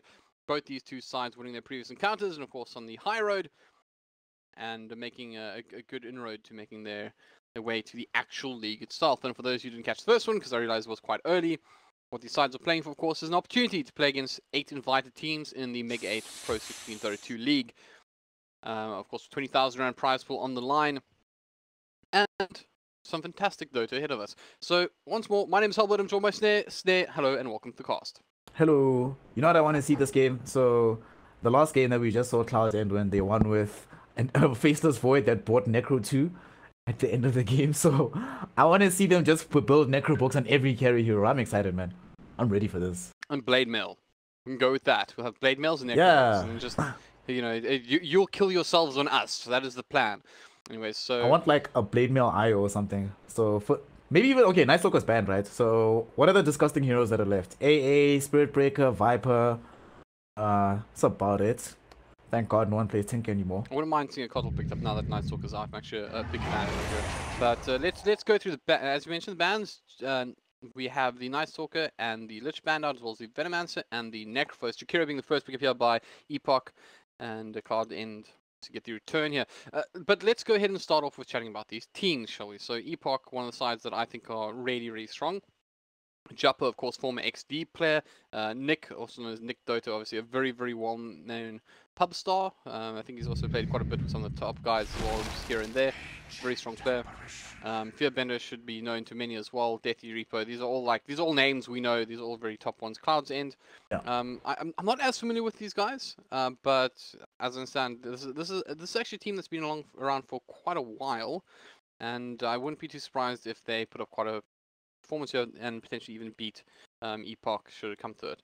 Of course, they're playing for you know, something pretty impressive here. I think the Swiss system as well. If you win this one, you're in a great position to go through all the way to the top 8. Obviously, these sides already winning their first matchup. But Snare, do you have any thoughts on these two sides? The one player which I know AVX, who used to be known as Upshot, he's played for quite a lot of teams, been at DGC as well a few times. He really has a really interesting understanding of the game. Like, whenever I talk to him, it changes how I approach the game and how I think about Dota. So, if there is going to be a person who's going to fare well just in terms of the drafting, because I feel like right now this patch is 80% drafting, 20% actual play. So if there's going to be a player or somebody who understands the game well enough to go toe-to-toe versus a veteran like Fearbender in the drafting seat, I think F-Shot is well posed to do that. Even now, so far as we see, Slaughter's not a hero that you see at all in this meta right now, but he's dragged it back out probably for the 4 position. Realizes that they need a hero that can easily start fights, that can also put pressure on the lanes. Also, it synergizes quite well with Ancient Apparition. If you happen to get Ice Blasted, and then you also get hit with the Corrosive Haze, guaranteed kills, basically, most of the time. So, kind of like this Slaughter pickup. I'm not sure how it fares versus this Kunkka, though. Although he can easily run down the Jakiro, but Kunkka can just toss him back. There's also one other thing about this Epoch lineup. Most of their players were in the DGC winning squad, I believe, for this year's LAN. Or did they come second, or did they win? As Forge. I know RDK's team won, put Yeah. it that way. Leave it at that. RDK was playing for somebody on this Epoch lineup, I think. I'm not 100% sure, but they did make a fairly deep run into DGC, so they've been practicing their high-level dotes, want to get more high-level. And they ban... And also feel that they were at least maybe not watching the previous game, but aware of the kind of players that Cloud's End have, given that they ban out the Faceless Void, which was a key component of Cloud's End win just now in the previous matchup. So now that Faceless Void is out of the pool, Puck is gone as well, Monkey King and the Queen of Pain removed from Epoch. So looks like Cloud's End, firstly, they don't want to be playing up against highly mobile heroes that are difficult to kill. At least that's what their next 2 bans are telling us. So it's likely they're going to be picking a somewhat static safe laner or mid laner. But I think whichever lane they want to prioritize the most amount of farm is not going to be a very mobile hero. Alright, so Bloodseeker safe lane, so which means which mid is going to be the important one that Epoch has to think about. It's pretty... Not fun. Yeah. I was going to say, it's pretty interesting as well, like, you picking up the Bloodseeker quite early. Obviously, it's, you know, it's not exactly the most counterable hero of the game. It's obviously a very strong one that you'd want to have in your lineup. But it does give. It is interesting to see it along the sides, along the likes of Slardar as well. Because I mean, it's one of those most passive things. I mean, Bloodseeker wants to just smack you, right? And Yeah. obviously, all these things are bolstering Bloodseeker's ability to do so. Because with Chilling Touch as well, and Corrosive Haze on a target, you're going to eat somebody real fast, and it could be a real problem to you know, just avoid Bloodseeker from taking kills, and then obviously get himself back up to full HP, and then being able to do so again. We'll see how that is dealt with by Epoch. But they pick up the Bat Rider here as well in response. Interesting to see. You often see the Bat Rider and the Cook against each other, so interesting to see them on the same team. People are going to be bouncing around, that's for sure. What's interesting though is that when you have Slaughter on Bloodseeker, if you get Slithering Crushed, 2 seconds stun with 2 seconds slow pretty much guarantees that Blood Rights will go off. Playing against Bat Rider though, this is one of the few matchups where Bat Rider doesn't automatically win the offlane versus this Bloodseeker. I think Cloud's End can be kind of happy that they're playing with Bloodseeker now, because when you have this hero versus Bat Rider, you can free up one of your supports, just move around the map, do other things. Now that they picked Disruptor, it kind of locks in the fact that this is offlane Slaughter, and then they will have Disruptor and Ancient Apparition as their support duo. Like, they don't have that much control though right now on the side of Cloud's End. I think if Epoch go for something that has either a silence or a way to move through abilities, then they should be okay. Jug now, I don't know about Juggernaut, because right now it feels like Epoch doesn't have that much damage, right? If they lasso somebody, it's not that easy for them to instantly burst somebody during the lasso unless they get the perfect combination of all their spells off. And this assumes that Cloud's End isn't disrupting them at the same time as well. Whereas I agree with you. I also, when I look at this, I'm seeing like both these lineups seem to be almost have like something really missing from them, and this final pick's going to have to really address those issues. I mean, one thing as well, there's not a huge amount of reliable magic damage either from Cloud's End. So I mean, there are obviously a lot of spells here that do magic damage, but it's almost like, you know, the Disruptor, you can't really count on its ultimate as like a true source of damage. And you have the ultimate coming out from Ancient Apparition that can also hurt. Then you have the Bloodseeker who aids somewhat to that. But I would really like to see something that ties together, maybe something that could, you know, it's obviously a mid hero that they're looking for, but like the likes of Invoker like stick out in mind for either of these sides actually as a hero that I think would just almost consolidate, give you the control that you're both lacking, and also give you that little bit of extra magic damage that could come in handy. You know what hero I'd actually like to see coming out of Cloud's End? Cloud's End probably needs to buy a hero that automatically buys Lincolns here, or that can buy Lincolns to deal with this Kunkka Bat Rider. So I would like to see them go with like mid Ember Spirit, because then they have Lost Pick as well, right? So they ban out OD, so they're trying to remove. I think when you ban OD, you normally either pick Storm, SF, or Ember, normally in the mid lane, especially after you ban out the Queen of Pain as well. I mean, even Lina's available for them, but I think you just need a hero that is very difficult to kill for Epoch, because right now, like as we're discussing, the lack of Epoch's damage means that if they don't get that immediate pick off onto you, you are basically free to move around the fight doing what you want. But it really depends on this last pick, right? I think, what do they need to deal with this Cloud's End lineup? So I don't think they want Storm. They'll answer, because then you have 5 seconds left. Well, they do have a boatload of reserve time left, but it looks like they're not going to use it. They're going to go and they're going to pick up the SF.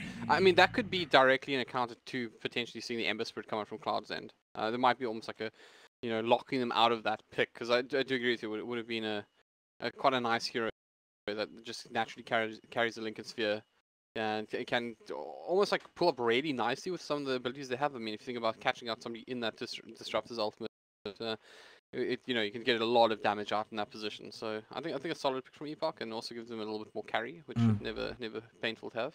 You know what you would actually like to see? I think if Cloud's End pick Alchemist right now, I think they'd auto win the game, because Epoch has basically 0 ways to deal with the Alchemist as the game progresses past a particular point.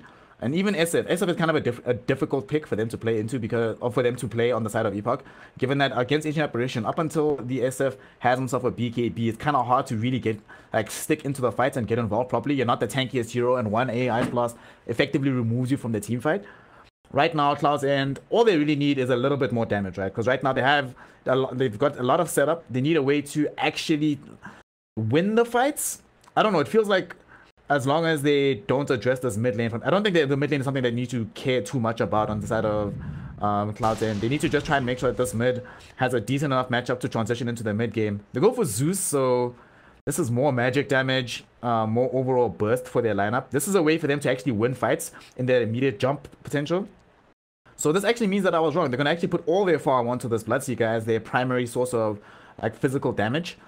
I'm not sure how I feel about this, because Jappa is playing a hero that has natural magic immunity. Fearbender is always going to build BKB on this SF hero. And the one thing is really good against this Emperor Zeus is really good against Batrider.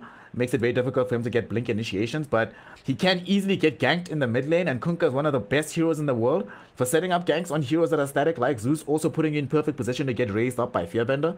I'm not a fan of the Zeus pick, if I'm honest. I really like their draft before the Zeus, but after the Zeus, I'm now veering more towards the Epoch lining, gaming side of things.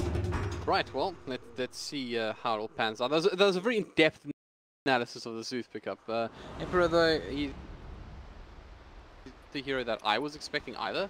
So I wouldn't say I hate it. Like, I think the Zeus does give them a lot of what I was hoping to see was a lot more like magic burst that they can use. So they have that going for them, but yeah, no, it's I kind of feel like if this game goes on too long, is almost a very clear winner, because although Bloodseeker and Slardar scale very well, I don't think they scale as well as, you know, a Juggernaut and an SF potentially could.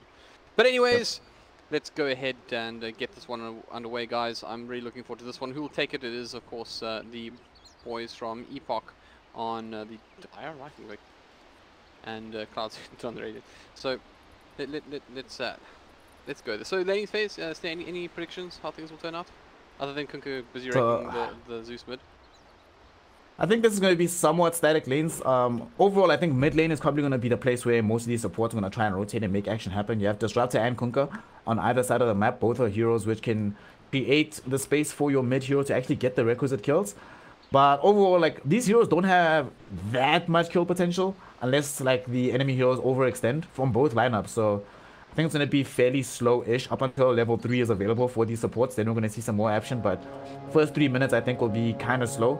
Mid lane though, I think Zeus has a somewhat natural advantage versus the SF for a while, up until level 4, level 5, and then, you know, SF does SF things from then on out. But I don't know, I'm not sure. Like, a lot of these heroes is heroes that you don't see play that much anymore, right? Like, you very rarely see Juggernaut, you very rarely see the Slardar or the Zeus, so these matchups kind of fall out of favor for a very good reason, and I'm probably going to see why that is. That being said, though, this is a great game for the off-lane Slardar, because they're going to struggle very much to kill him unless they actually put the Kunkka down there to drag him back after he sprints away from the dual breath damage from Jakiro.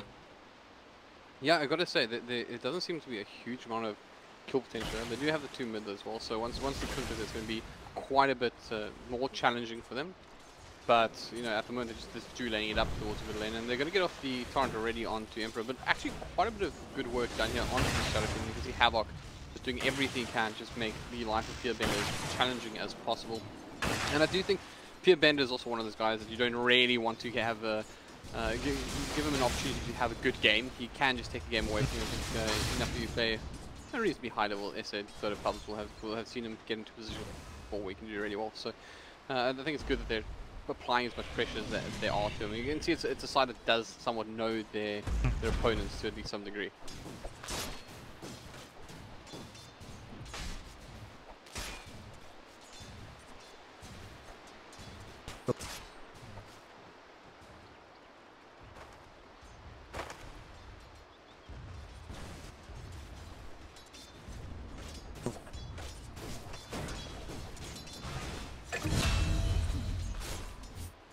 I've missed my first blood of the tournament, unfortunately.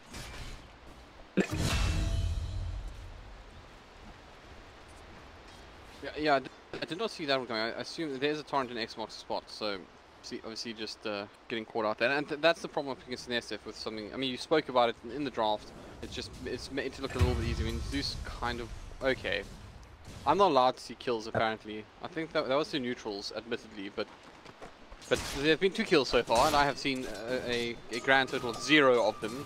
So sorry about that, guys. But yeah, I mean, at least the game's 2 kills in 2 minutes. No one's complaining about that, even if the neutrals were part of it. Yep.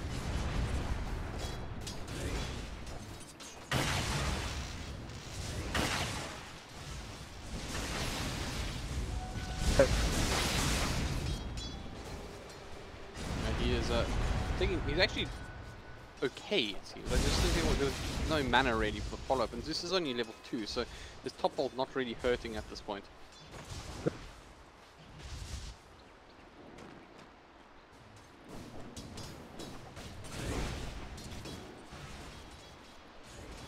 bottle on Fearbender, realizing that dealing with the spam against the Zeus is more important than having that initial bottle. And it's been helping so far. Like, if he didn't have that magic wand over there, he definitely would have died when he was chasing after that disruptor, but was able to leverage that to his own advantage and keep himself alive. And now we see Havoc moving top. They're going to try and make this move onto Deadly. I think they should succeed. Yeah, there should be a dead Batrider here top. Yeah, he is certainly quite isolated. Havoc doesn't actually have glimpse of it. He does have the field though. Oh.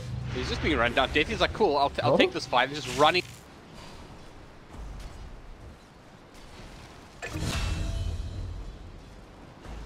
What is happening?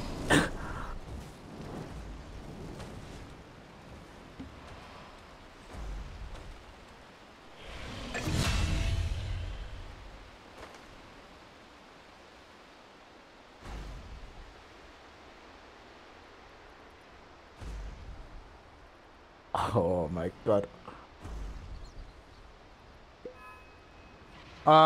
Deadly's gonna kill him. He's gonna pop. Okay, he doesn't have enough mana. He's gonna pop the clarity. Yeah, okay, he's gonna live. Oh my god.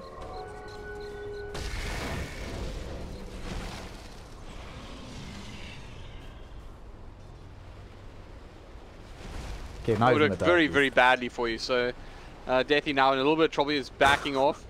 A couple of hits. Support coming in from Nick Dota now, as he tries to help out with one still very. This fight has been going on for an age of man here, and pretty quietly after all. Deathy, what a player! Getting himself double kill over there, but more importantly, the fact that he kept the one Bloodseeker doing ring around the rosy for so long, kept him farming for quite some time. Now we see how far ahead the Juggernauts managed to progress in that same time period, whilst Bloodseeker was running around trying to bring down that Batrider. This is a real problem. You could have it off onto Reaper, Nice, and then they're going to back off. He's fine. AVX still actually just keeping this observer. Oh, yeah, he's gonna kill him AVX might still get this one. Charging down Reaper, one more hit required. That'll be enough. Japper, one piece, but we're not going to get in there at the moment. Looks like things are looking a little bit troublesome for AVX. They're going to commit the spin and everything to bring down the Slardar, and will manage to do so with a Torrent next assist. Nick getting involved, so 5-1 in 5 minutes. Once again, I'm not complaining. And top lane, Deathy is gonna... Is he gonna die? No, he's actually gonna get this kill onto a Spire. What is happening? He's looking to bring down one as well. Man is so angry, but he's just gonna pick this one up with absolute ease. And look at the damage. There's just collateral damage to Spire, and he realizes it. So now he wants to pieces. Going to toss out another 60 napalm, gonna run him over. Spire's down. Does he pick up Havoc? No, he's gonna try to keep it away. Glimpse is there though, so Deathy will finally pay for... Oh, they didn't have the tower aggro. God. But that's not a direct kill for Havoc. He's not going to get that bonus experience, nor will they be able to finish the spree coming out of the Batrider, so they don't get bonus gold out of that either. Oh man, what is happening?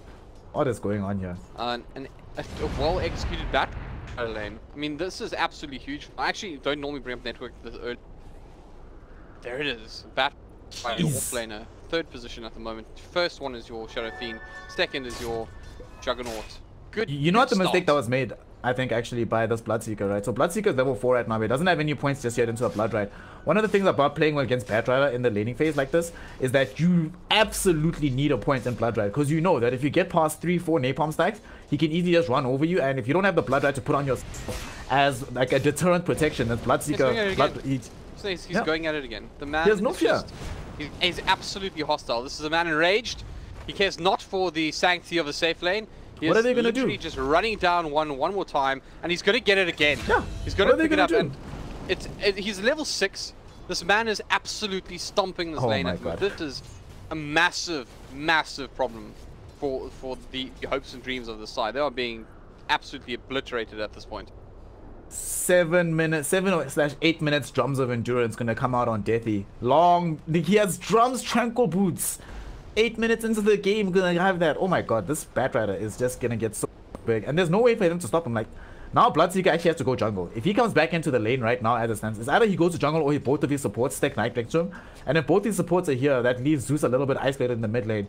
And Nick is they're not even bothering to try to kill him. Nick is just completely taken over this mid lane to get his own farm and experience, while SF backs off into the jungle, and Fearbender getting his own efficiency game going. Has finished off the power trails, now moving towards this D-Lance. And they've lost bottom as well. Everything coming up aces so far for the Epoch squad at the moment. Cloud are in a lot of trouble. I mean, look. This is not real life. This man is looking for kills between a tier 2 and a tier 3 on a 1 position at 8 minutes. And it's not just him. AVX in the bottom lane also in trouble. He's being pushed out of lane completely here by Jappa. This is a bit of a train wreck for the laning stage so far. This is level 3 liquid fire on Jakiro as well, so he can easily siege out these towers. And they know that one is not strong enough to really combat them. What one is not going to want to run into a level 6 Juggernaut and fight him. Even though he knows Omni Slash is down, there's still too much risk to be taken on that front. And now that they've lost this tier 1 tower at bottom, Jappa is going to move back into his own jungle and get his farm going. The one thing that we see across the map right now is the fact that they've got this super aggressive vision right now from the Epoch Esports side here into the bottom lane, means that as long as Jappa sticks around this portion of the map, he ideally shouldn't die, and Fearbender as well should be fairly safe in the mid lane. I don't even think they want to take this mid tier 1 tower just yet on the Fearbender line on the side of the Epoch Esports, because if you leave the mid tier 1 tower up, sure, you don't get that easy access into their side of the jungle, but you also know at all times more or less when the enemy is supposed to be, as long as you don't try and get super aggressive. Going underneath this tier 1 tower again. He gets stunned up by AVX, but looks like he still wants pieces. Going commit the Basu, gets away from the Connect field, but in the end, he's brought back with the glimpse, just able to survive that one as AVX. And if ever you needed a kill on an off-lane Batrider, that was it. But they had to commit the ultimate from Zeus on that. Like, that's not that big a deal though. It is Zeus ult, it had to happen eventually. And you know what's really terrifying me? The fact that we have a 4k net worth lead right now at just under 10 minutes, and only 1 tower has been lost from the Cloud's inside. So, which does mean that pretty much all this advantage is pure farm and laning, and it doesn't seem to be getting any better. Look what Bloodseeker is forced to farm. Look where one is right now. He's in the enemy side of the jungle, just trying to get some level of CS where you won't get harassed out by this Batrider. And now that Death is respawned, looking towards top, AVX has to run because he's on low health. Oh man, this is such an oppressive lane. But they're gonna rupture him now. They're gonna try to get this kill onto Deathy. Yeah, I mean, I'm worried about AVX. He's very low. They do get the rupture off. He's just backing off. He's got the Havoc can get the glimpse. He'll be huge. Doesn't quite see him. Back. Oh, he didn't realize where he was. He went into the tree line, but Deathy finally does get glimpse, but A-OK. And looks like they're gonna want one of those more. I actually think there was a defensive glimpse as well. I think they didn't expect the glimpse to be right there, but you know, in the end, he is very, very safe. Very safe. I think they just took a little bit too long in getting that. Like, there was a point in the lane where Deathy was like right up next to this tree, had one immediately gone in for that rupture while Slaughter was perhaps running around. They probably would have been able to find that kill, but as it stands, that fails. Now Juggernaut's coming top. They have not spotted this out just yet. I think Disruptor might have seen this, so one should probably leave. If he sticks around here, he's gonna die, so just leave, sack this tower, go farm elsewhere.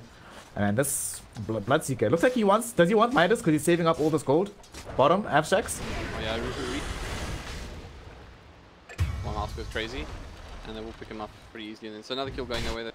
That's something at least, but it is just a Jakiro. And I kind of feel like that's almost worthwhile because you're bringing you know, core down there, and you're getting off some damage onto the tier 2, whilst your team is sitting top, and they're probably going to clear out this tier 1, which gives you value anyways.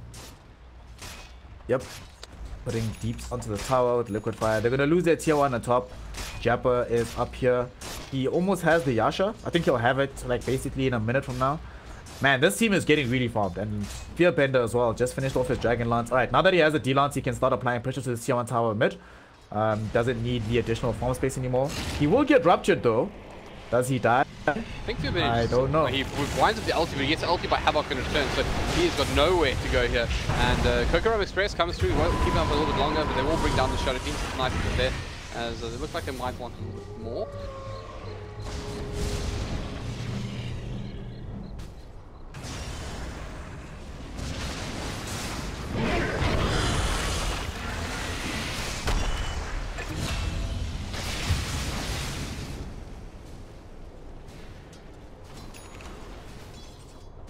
In the end, it's going to be 2 for 1. So actually, Cloud making a good move with it here. But they lose the tier 2 tower at top. Hashtag not worth. Honestly, at this stage of the game, I'd rather have a tier 2 than that kill onto SF. But actually, no, I think you're right. That given how the game is going, that is the best of all possible worlds for them. Getting that kill onto SF as well as getting it onto the Bloodseeker. So he was, I think he was storing up his money for quite some time, deciding what to buy, and he goes for this very early blade mail. Very good against SF, not as great versus the Juggernaut, but extremely good versus Deathy's Batrider.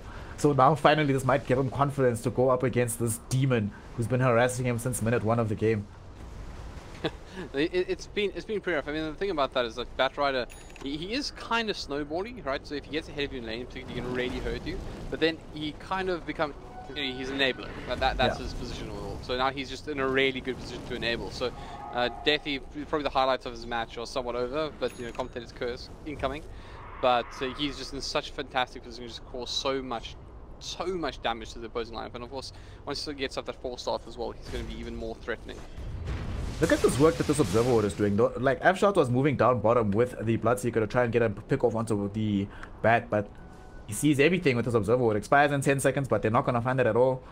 One has to go back to farming. Had they been able to find that Batrider killer, would have been huge. Oh no, they might smoke under the ward. Is it going to expire? Okay, it just expires. So, but it expires as they smoke, so they know. They immediately pop the pings. Man, this ward did so much work. So now the smoke will fail.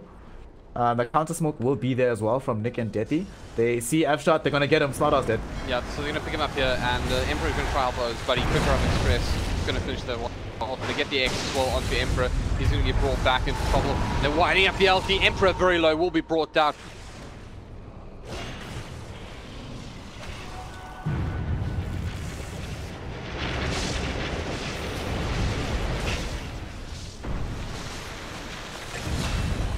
In the end, that's going to be enough to bring up yet another kill going the way of Epoch, as they are just pretty much having the best game of their lives right about now. I mean, they have an 8k net worth lead. They're seeing everything that's going on, as you mentioned. They've had great vision. Right now, they're looking in such fantastic positions. I mean, where do you go to at this point? You're losing so much. I mean, you don't have a tower down there about to pick up. You know, it's another one. I think it's the best way to describe this.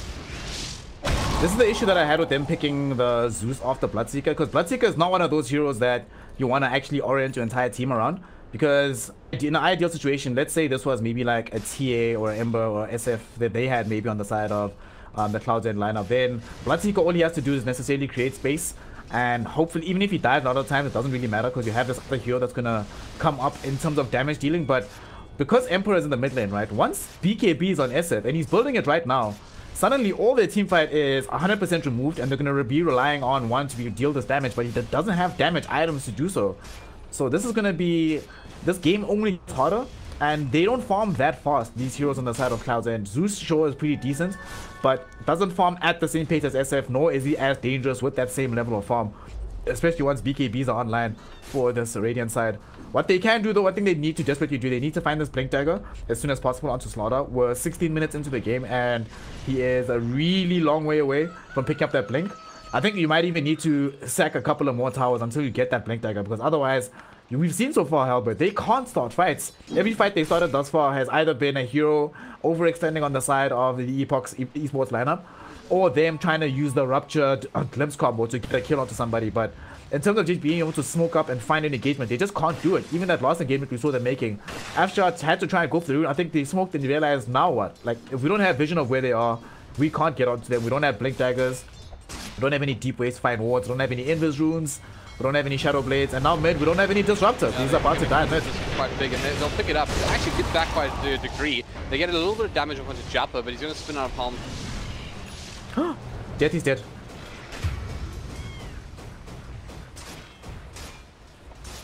So in the end, they do pick up the cross kill at the very. This is actually a more important kill to be fair, but they do lose the tower for it. Fight's not over though, as they are going to potentially go in. Yeah, stand corrected. Doesn't look like they want a piece of it. You know how they were all standing right now on the side of the Epoch Esports lineup? Imagine if AVX had his Blink Dagger available at that time. Like, the initiation potential would have been insane. He did get a kill on the kill onto Deathy, which does allow him to get closer to that Blink. But while this is happening, Repo comboing up at bottom, they bring down the tier 2 tower. So more real estate has been removed from the map right now. And Epoch, 10k at 17 minutes. Man, this is actually just to enjoy it. Well, it's been a really fantastic performance from it. Honestly, most of this is Deathy. because he's done so much in this game so far.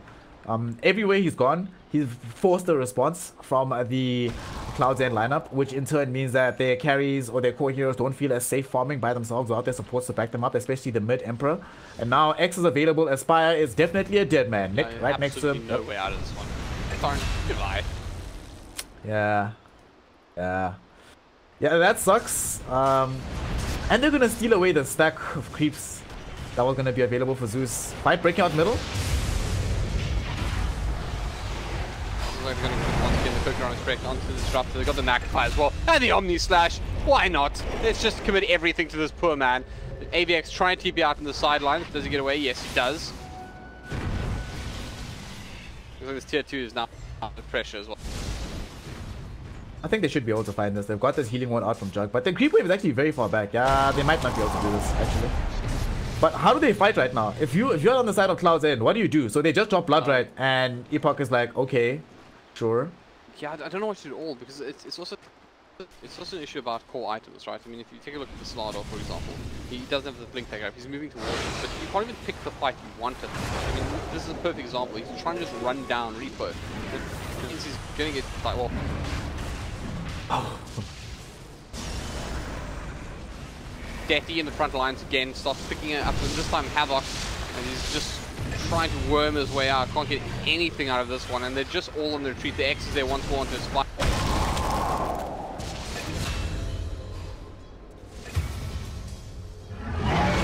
So, also, not great. Zeus brought down. This is starting to look a little bit too easy, to be frank. Oof. Alright, so they're gonna bring down this tier 2 tower, then go easily take the Roche. Easiest thing in the world for them right now. They are so far ahead. So far ahead. And they haven't even needed to commit this BKB from SF. And they're not gonna need to in the next engagement because they'll have the Aegis or the Immortal to fight with. And right now, again, we're just seeing the huge lack of initiation. The only way they have to, like you mentioned, they have to try and run somebody down. They have to try and make use of these glimpses. But glimpse gets immediately countered by the X marks the spot. I don't actually know how you win fights at all if you're unable to start fights, right? In Dota, one of the main things is that you have to be able to make the fight happen if you want to win it. But you don't have that jump, you never have the initiation. What can you do? And they do throw out the Ice Blast onto the Roshan, but it is absolutely suicide to try and take this fight, especially since the Zeus is down, so you can't even have that additional injection of magic damage to come in. He uses the ultimate right now, but I don't think Epoch Esports care that much. It's like, whatever. Yeah. Now they have Aegis. Alright, so Aegis, BKB, Dragon Lance on SF, and he's finishing off the Hurricane Pike fairly soon. Alrighty, this is not going to be fun for you. Another high ground push is going to commence. 20 minutes into the game here, Albert. And already they have to defend high ground. If this was later on... this is almost like the best chance, as weird as it sounds, because like, this is where you potentially Oh no, bottom! Yeah, just another lasso coming in. This is actually crazy. One has absolutely no way out. Doing an X up as well. Bladestorm comes in. Another dead here. I mean, this is literally all I feel like I'm saying is like another one is dead. Another one is dead because, I mean, I want to point out we've had just shy of 30 kills in 21 minutes. And I can almost guarantee you that another kill is happening any second now. And it looks like Epoch are pretty happy just to go up the high ground. This side is absolutely dominant and looks like they want to make this into a quickie. I mean, right now, Jappa's here, Fearbender's here with BKB. They know that magic damage does not bother them, and the only physical damage hero in the game is dead. Corrosive Haze is online by Upshot, but to what degree is this really going to be effective? He's going to get X back? Oh, he's going to die as well. He's going to lock to this one here, but it all pretty much goes awry. Oh, goodness. But they're still taking down the tier 3 tower, so fortification is used. Can they make some of this? The Bloodseeker is back. I don't even know if they bother backing off. I mean, they've used a lot, but they're just so far ahead at this point. The glimpse is there. X is also gets pulled back, cancels the ulti. Nothing lost, and absolutely nothing gained for Cloud's End. Yep, they're gonna get the Shrine now as well. There's no way that they want to leave the base in order to try and contest this.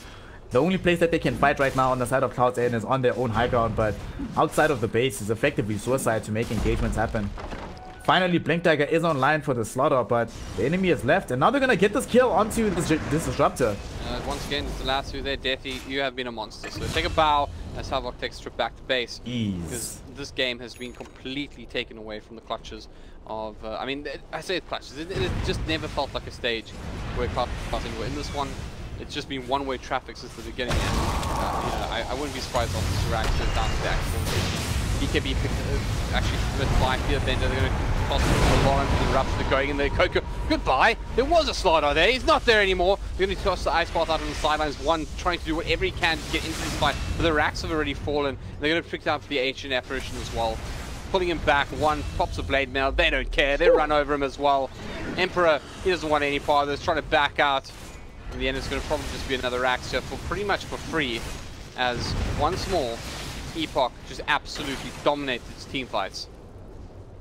Oh my goodness. That was the... So they at least get the kill onto those Juggernauts, which is a fair amount of gold going in the opposite direction, but one, after getting that was the first time, literally this whole game, the first time we saw a Blink Crush coming out of the slaughter, and as he uses it, the Shadow Fiend instantly BKBs. Makes it 100% useless, he dies, they lose racks, and that looked easy as you please. Sure, they do lose the Jug, but at this point in the game, don't think it matters too much. 17k net worth lead, 24 minutes in. These heroes only get bigger. Aether Lens now for Nick. We have the Fear Bender, Hurricane Pike picked up.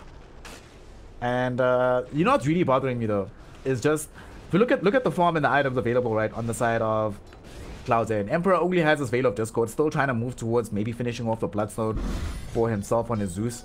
And one only has Yasha Blade Mail at this point. How do you fight these heroes in a full 5-on-5 engagement if they're not trying to take racks? Because I think the only reason why they're able to get the Juggernaut kill is because we're focusing on the buildings. Now, imagine if they just try to fight them normally. I think maybe they have 1 or 2 fights left in them, and if they lose those fights, or at least don't trade evenly, or even if it's just slightly in favor of the Epoch's esports lineup, I think it's definitely a game-ending maneuver at that point. Oh, and look, Deathy's invis. What luck. I mean, Deathy goes and guess who gets it? Gets one. Oh, this is actually game over. He's just being absolutely plowed, to be perfectly honest. Pops the Blade Mail, doesn't matter. Oh. He's down. He does a buyback. He does a buyback. The game isn't over just yet. To what end, Snare? To what end, Yeah, David? to Cloud's end. To that end. Yeah, to Cloud's end. Just save the buyback, have better stats in the end. This one is already over. Jump on the front line, starts coming to the tier 3. As Havoc and friends in the back line just try to just get any damage off. Fearbender will be brought down. He does have the Aegis, so he's cool as a cucumber with this one. Emperor stalking him, but going with the BKB does quite the ult. Doesn't get quite the traction we would have liked out of it, but at the same time enough damage to bring on Emperor. They're going to start coming to Havoc now. Nice stun comes out from the AVX, but he's just going to be punished for it all the same. Buyback comes out from Emperor. Can he make something of this? They're going to start committing. He just goes back. Oh, Fearbender just...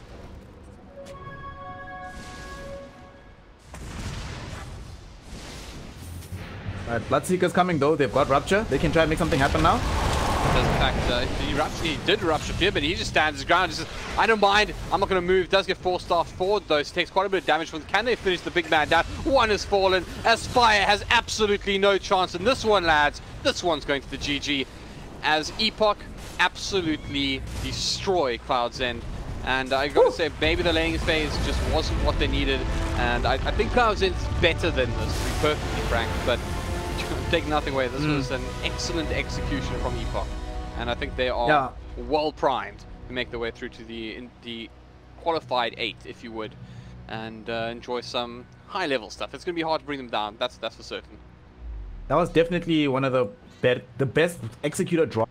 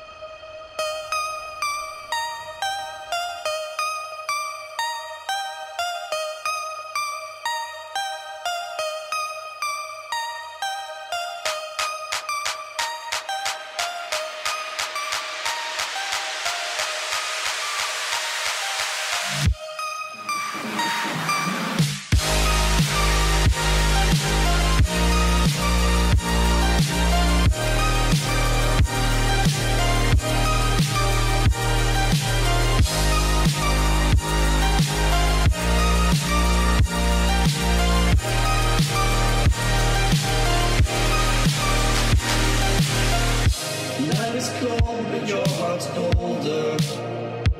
I will wait for you. The glitch in your eyes pulled me under, but I will wait for you. There's nothing left for me to do than run and act myself a fool. No point in trusting anyone. Your eyes of diamonds keep me up. Never thought that it could be this rough. No point in trusting anyone.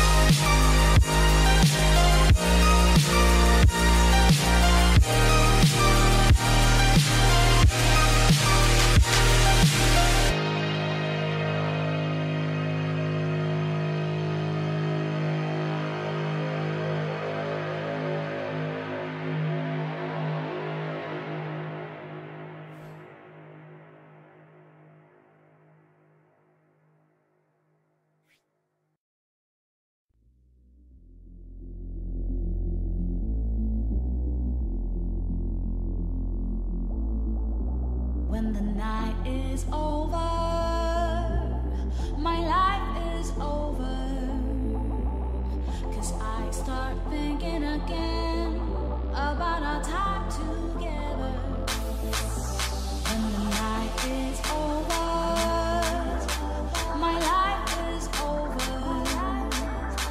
'Cause I start thinking again about our time together.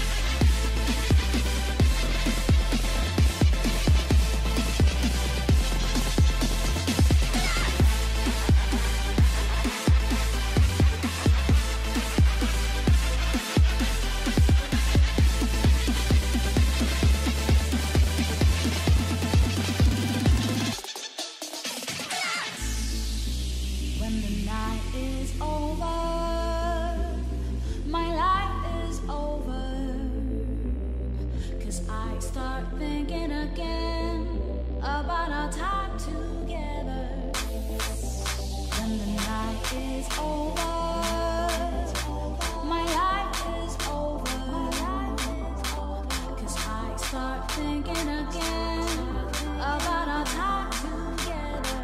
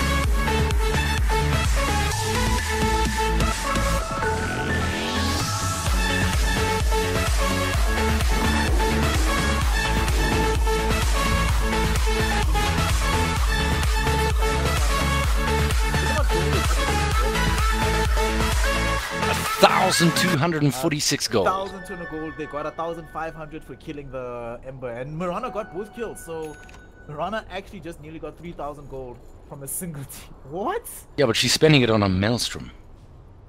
She kind of has to, right? Like, well, with 2 Raxes down, you know. Yeah, 2 Raxes down. You don't really have a choice no matter.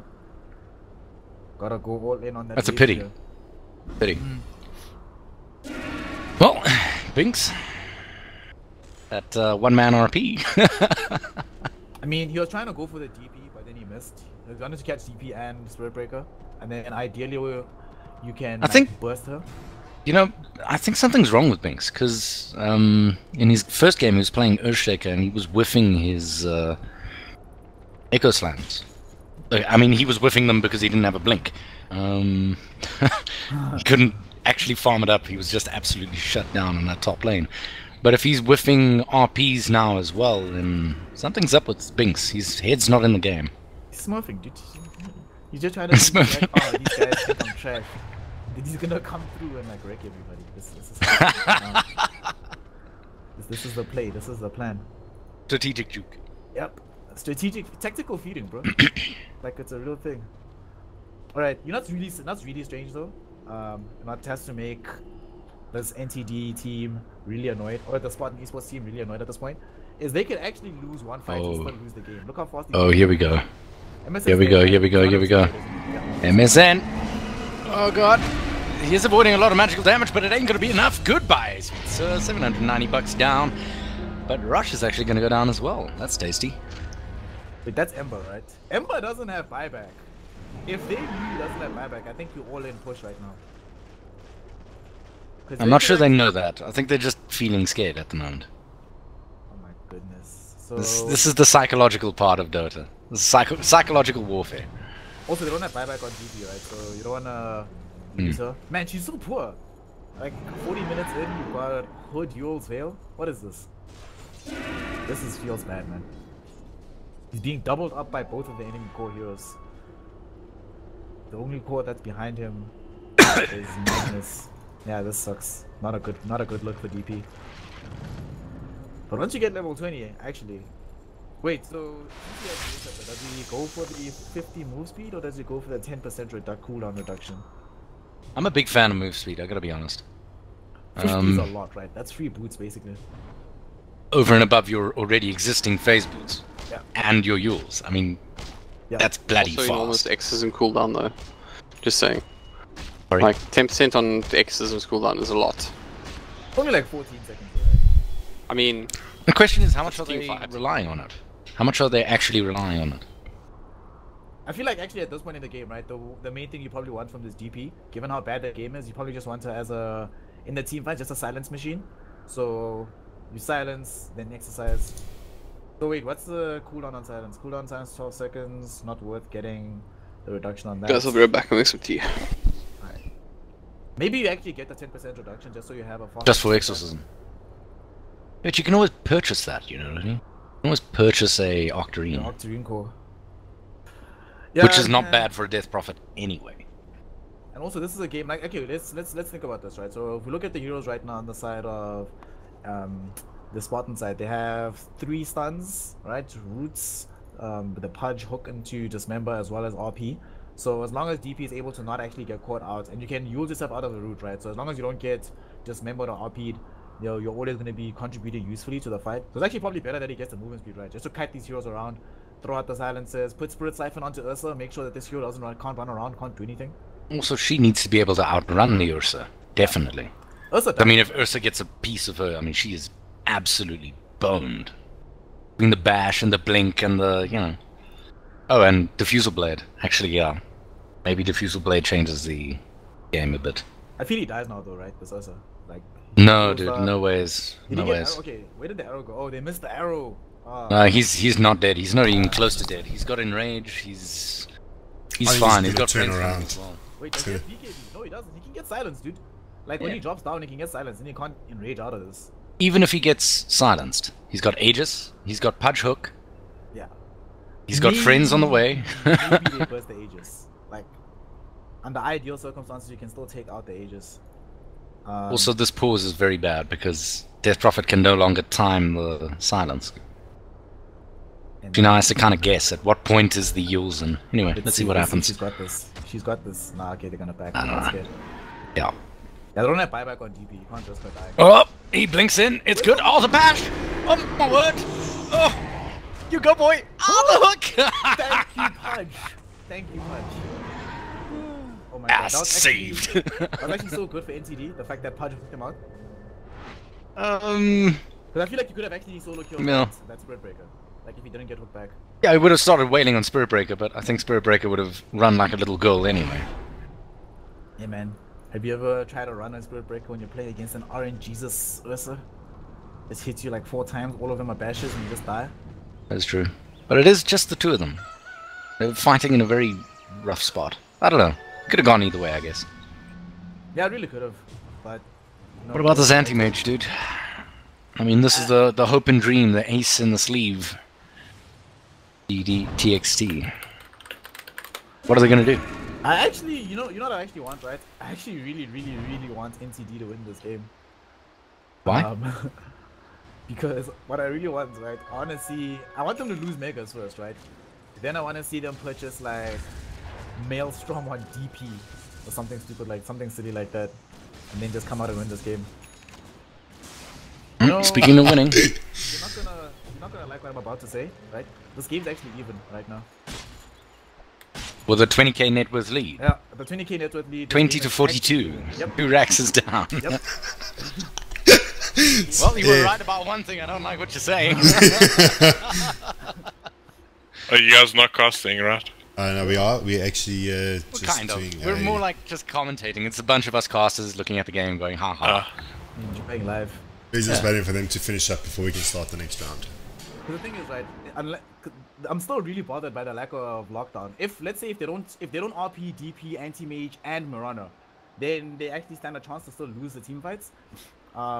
Ursa and Ember Spirit, if Ursa doesn't have Enrage, if Ursa silenced by any chance, these are still heroes that can get bursted fairly easily. Like, and neither of them has BKB. Yeah.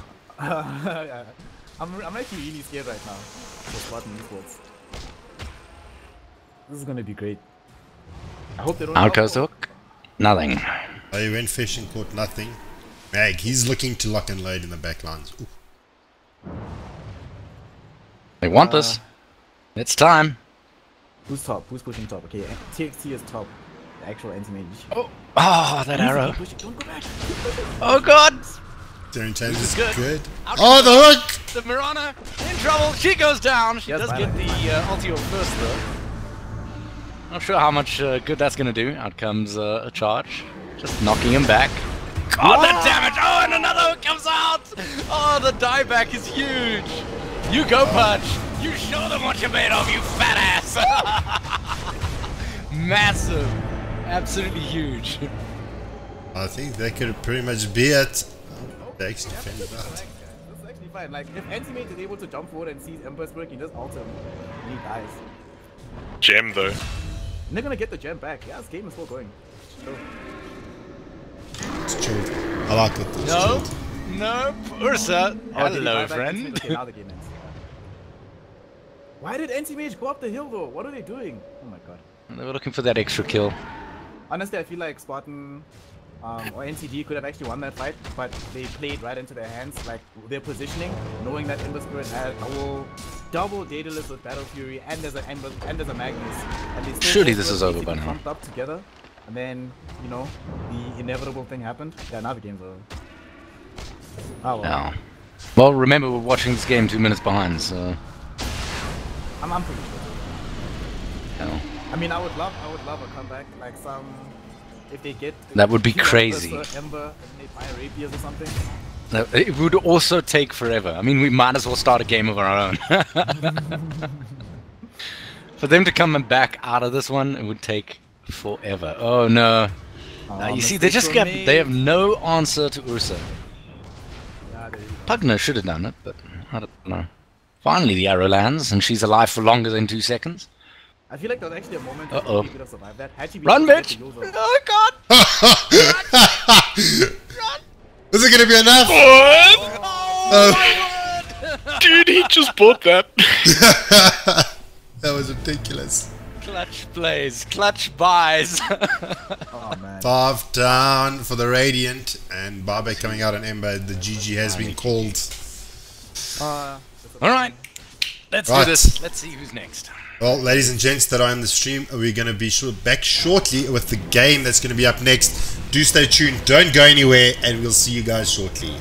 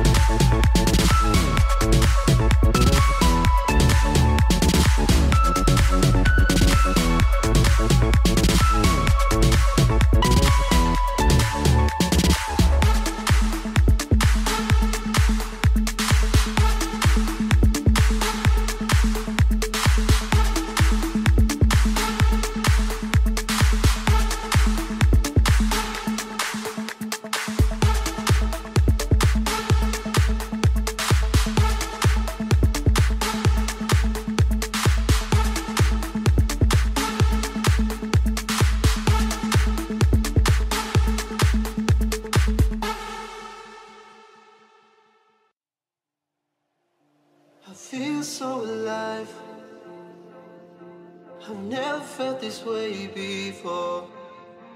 It must be you and I. It's got me thinking about us more. It's these bright lights that put me in a daze, and I can't stop but think about the way that you move around up and down on that stage. It's your future vibes.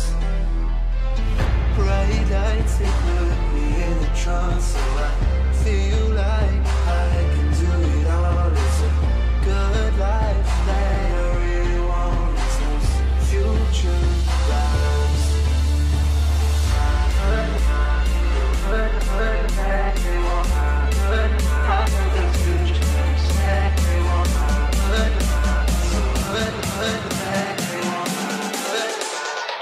I got the future vibes.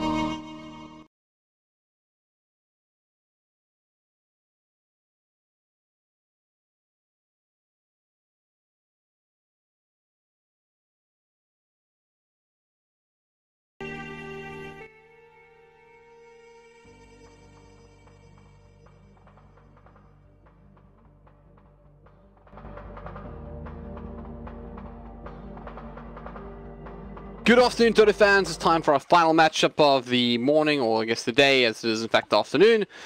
But it will be quite an interesting one. Goliath Gaming versus Epoch. I think we managed to see Goliath in 2 matchups now do, or rather, Goliath in the first matchup do really, really well, and Epoch absolutely crush in their second round matchup today. So this is going to be a real crack. Of course, the winning side here will in fact get their place secured for the Mega8 Pro 16 Dota 2 League, joining once again 8 invited sides. So they're just 1 game away, but it is going to be a really hard one. I'm actually quite excited the fact we get to see these 2 go up against each other, as they were my 2 picks for the 2 sides to watch in this tournament so far.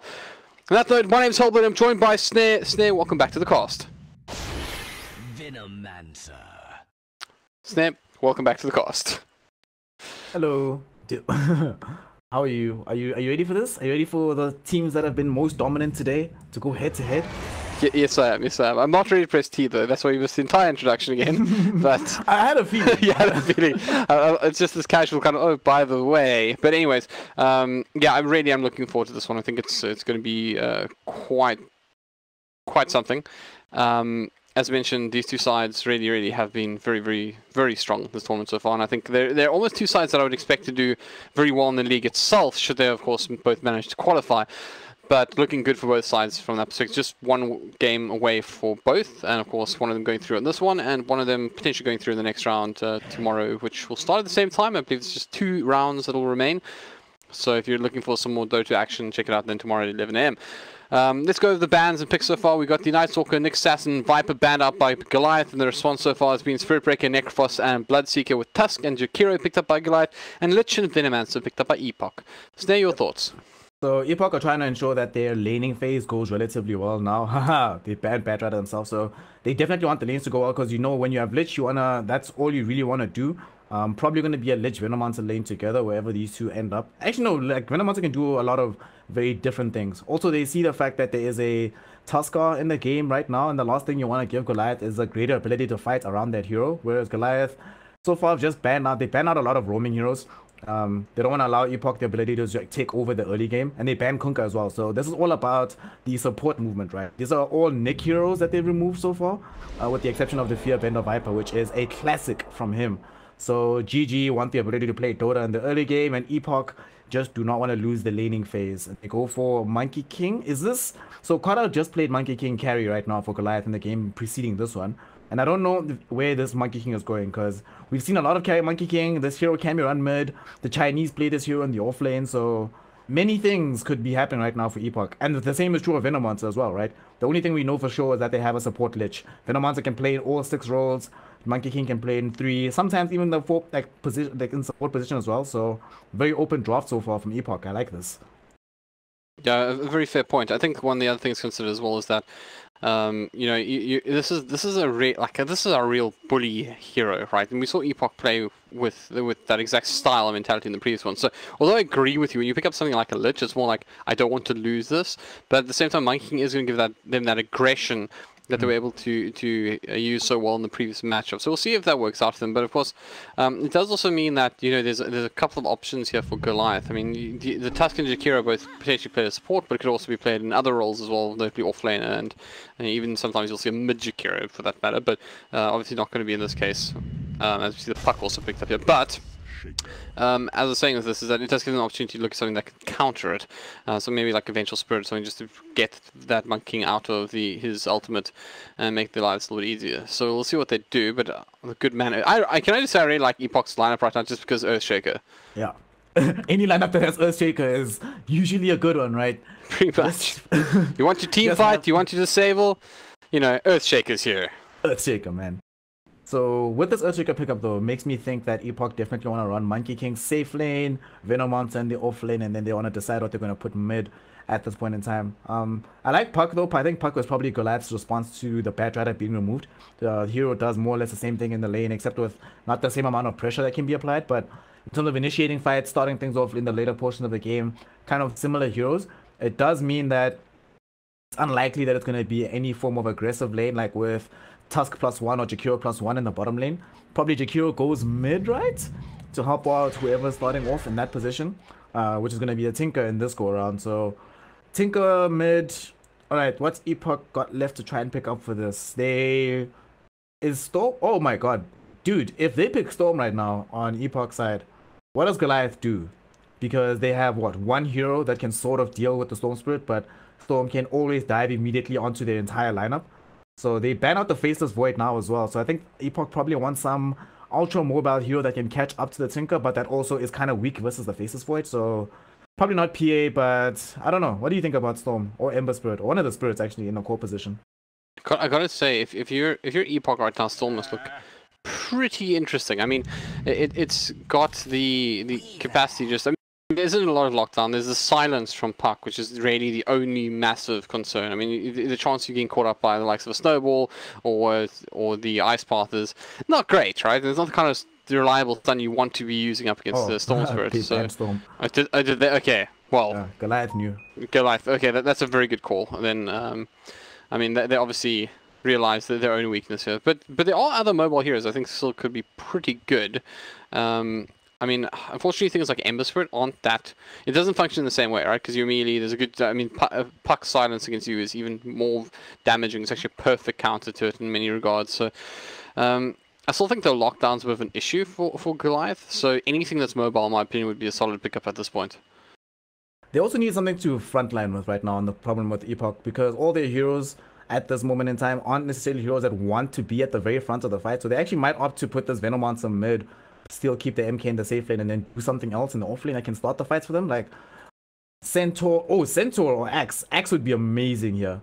But that being said, Axe is also one of those heroes that can still lose the lane fairly badly to the Weaver. But I think they struggle right now to start fights, right? So I think that you can't actually have this Venom Monster go anywhere but mid. I like this Weaver pickup at the very end of it. It's a hero that can deal decently with the Earthshaker in the earlier portions of the game.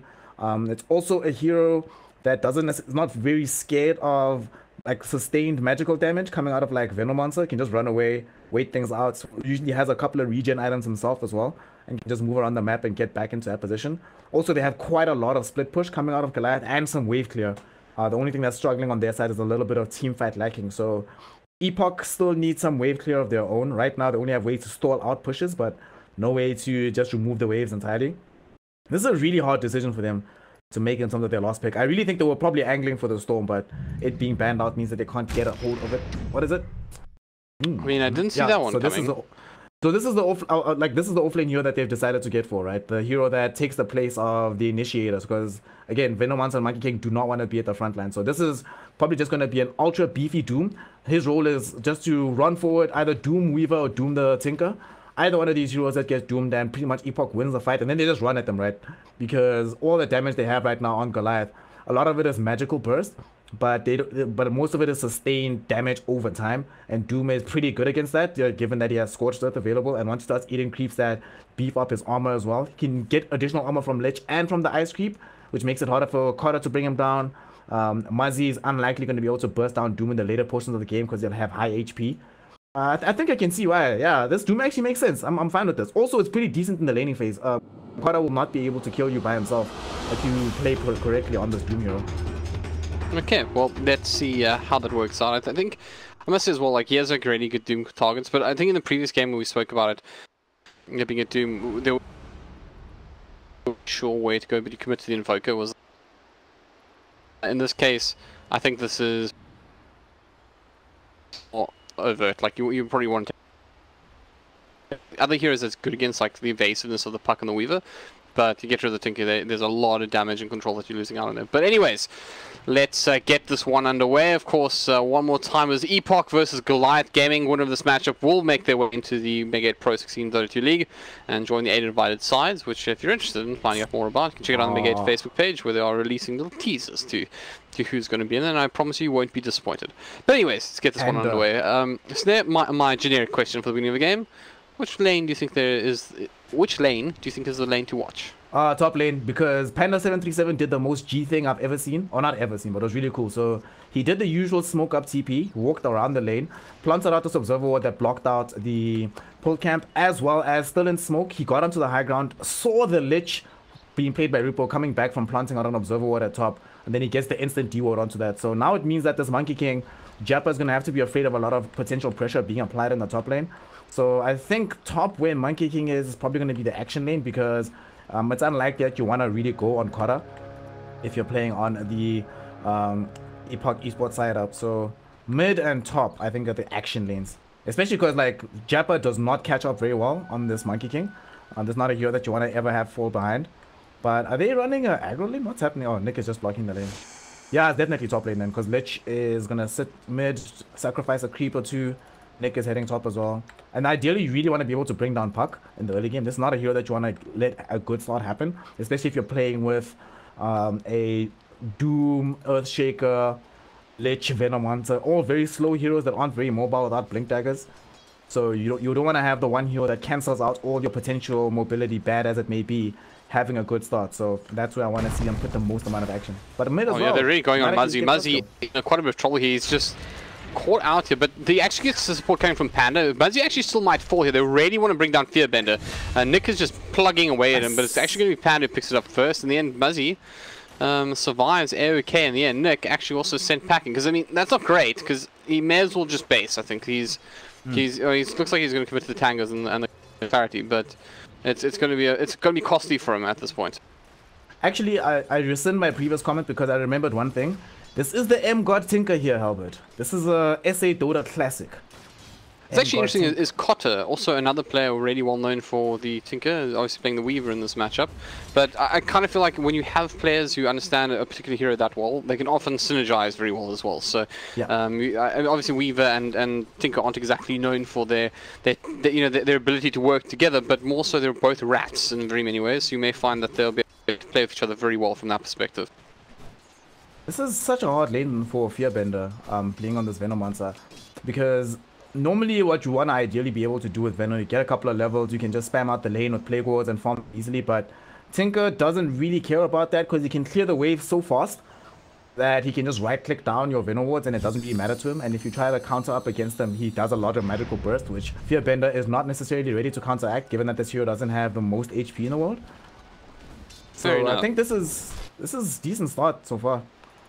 But look at Deathy. Deathy went for the ensnare. He puts a sentry ward. Oh no, that's not his. Is that your favorite spell in the game by any chance? It is. It's against Weaver. It is. If you have a sentry ward in the lane, you can always just throw it out on the Weaver and you just never die in the lane itself. Right. But because he's been de-warded, it's kind of problematic for him right now. So I mean, you wouldn't say it's a good spell the same way I would say that Heaven's Halberd is the best item in the game. Heaven's Halberd actually is close to being one of the. It's really good. It used to be the best item in the game, but now I don't know. You know, it's actually the best item in the entire game of Dota, man. Ironwood branches. There we go. Carter, the triple GG branches. Yeah. Game over, man. Value for money early on. It gets you to that rapier later on, I guess. Mid lane, Nick is looking to get involved again. This time, actually, there's a better position here. They don't quite get the Fisher block off. And Muzzy is just going to be completely okay. Just TP's out of this one. Really needed the full length of that, so he couldn't just walk out of it. But the moment he could, you can see Nick was just, there's no point in this. Fearbender takes the laser face, no follow-up damage. Actually a problem, but, I mean, it's just like a really good, like, I'd say, there's a lack of panic there. You know, the man instantly knew his position, easily got out of harm's way. And although there's a little bit of issue in the sense he's losing out on some valuable experience and farm, you know, Panda's going to get something out of it instead. So it's the best of the situation. Of course, it is costing the Nick rotations as well. Looks like he's in top, and yeah, he actually manages to all very far away, but he's on the other side. He's going to start TPing out. And this is just, I mean, we spoke about the maneuverability of Goliath, and we're seeing it here because this is. You know, they're just a very elusive lineup, and it gets much worse as the game catches on when your Puck gets the Blink Dagger, Muzzy gets his Blink Dagger, Weaver's got something that gives him a little bit more survivability. Even Tusk, like you literally have one hero on this lineup that is easy to kill, per se, and he's tanky as they come as far as supports go, and that's the Jakiro. Yep. Jakiro is the only, and even then, killing Jakiro is not as easy as it sounds, given that a lot of the damage that comes out of the Epoch Esports lineup right now is like right click and attack damage, especially coming out of the Monkey King and the Venom monster. And when you get dual breath and or liquid fire, it makes getting kills that much harder. You spend a lot more time having to commit in order to be able to find that final kill. And as you mentioned, he is fairly tanky, so this is not an easy game by any stretch of the imagination. I think Epochs really need to get this laning as much as they can out of this laning phase. Fearbender is farming a lot in the mid lane now that he has his DD rune, got some levels on himself. He's not even bothering to go for the Plague Wards, just going for the max venomous scale here. So actually, and also we've got to say he's also having a great time. Caught at the moment ahead of the last hits. I think Japa also doing nicely. Just one last hit behind him. But I think it's pretty even, and even for the Tinker, I mean he's behind on last hit, but he's got an extra deny. Mid lane they're going to roll onto Fearbender here. Does have support from Nick. Going to drop out the Fisher. Does connect onto the Tinker, which is the greater threat at that point. So he's going to be okay. But Santa was also around, so a little bit of a hefty rotation without much reward. This awareness from all these players in this game has actually been amazing so far. Basically nobody's been caught out, even given like sublime positioning from the supports. Everybody's been able to maneuver in such a way as to avoid dying needlessly. Deathy is being harassed a bit bottom, but whatever, Kota can't kill him. They might try again for Muzzy now. Yeah, he does get off the layers on Fearbender as well. Nick trying to just beat him down. Shakira is going to come out. Santa gets a little bit of help, and Fearbender actually could be in trouble here. In fact, should die as Panda tosses out ice shards, manages to connect with Nick as well, rolls onto him. Nick able to limp out of it, but really great work there. So advantage going the way of the Radiant boys for now, with a little bit extra out of the deal. But oh, bot lane, Deathy very low. Kota wants him. Sakuchi's after, can't quite find him, goes the wrong way. Deathy maybe a little bit fortunate there. Kota not going to be able to pick up that kill in the end, but they might pick up something else. We have Nick having a little shuffle here with Panda, but Panda and him agreed to shake hands and go their separate ways. You see what happened? Deathy was actually going to die when you're... Santa immediately TPs away from Fearbender, and he commit the Nova to that as well. It's got a pretty long cooldown, so 140 seconds, so it's costly, and they're just making these kills so hard.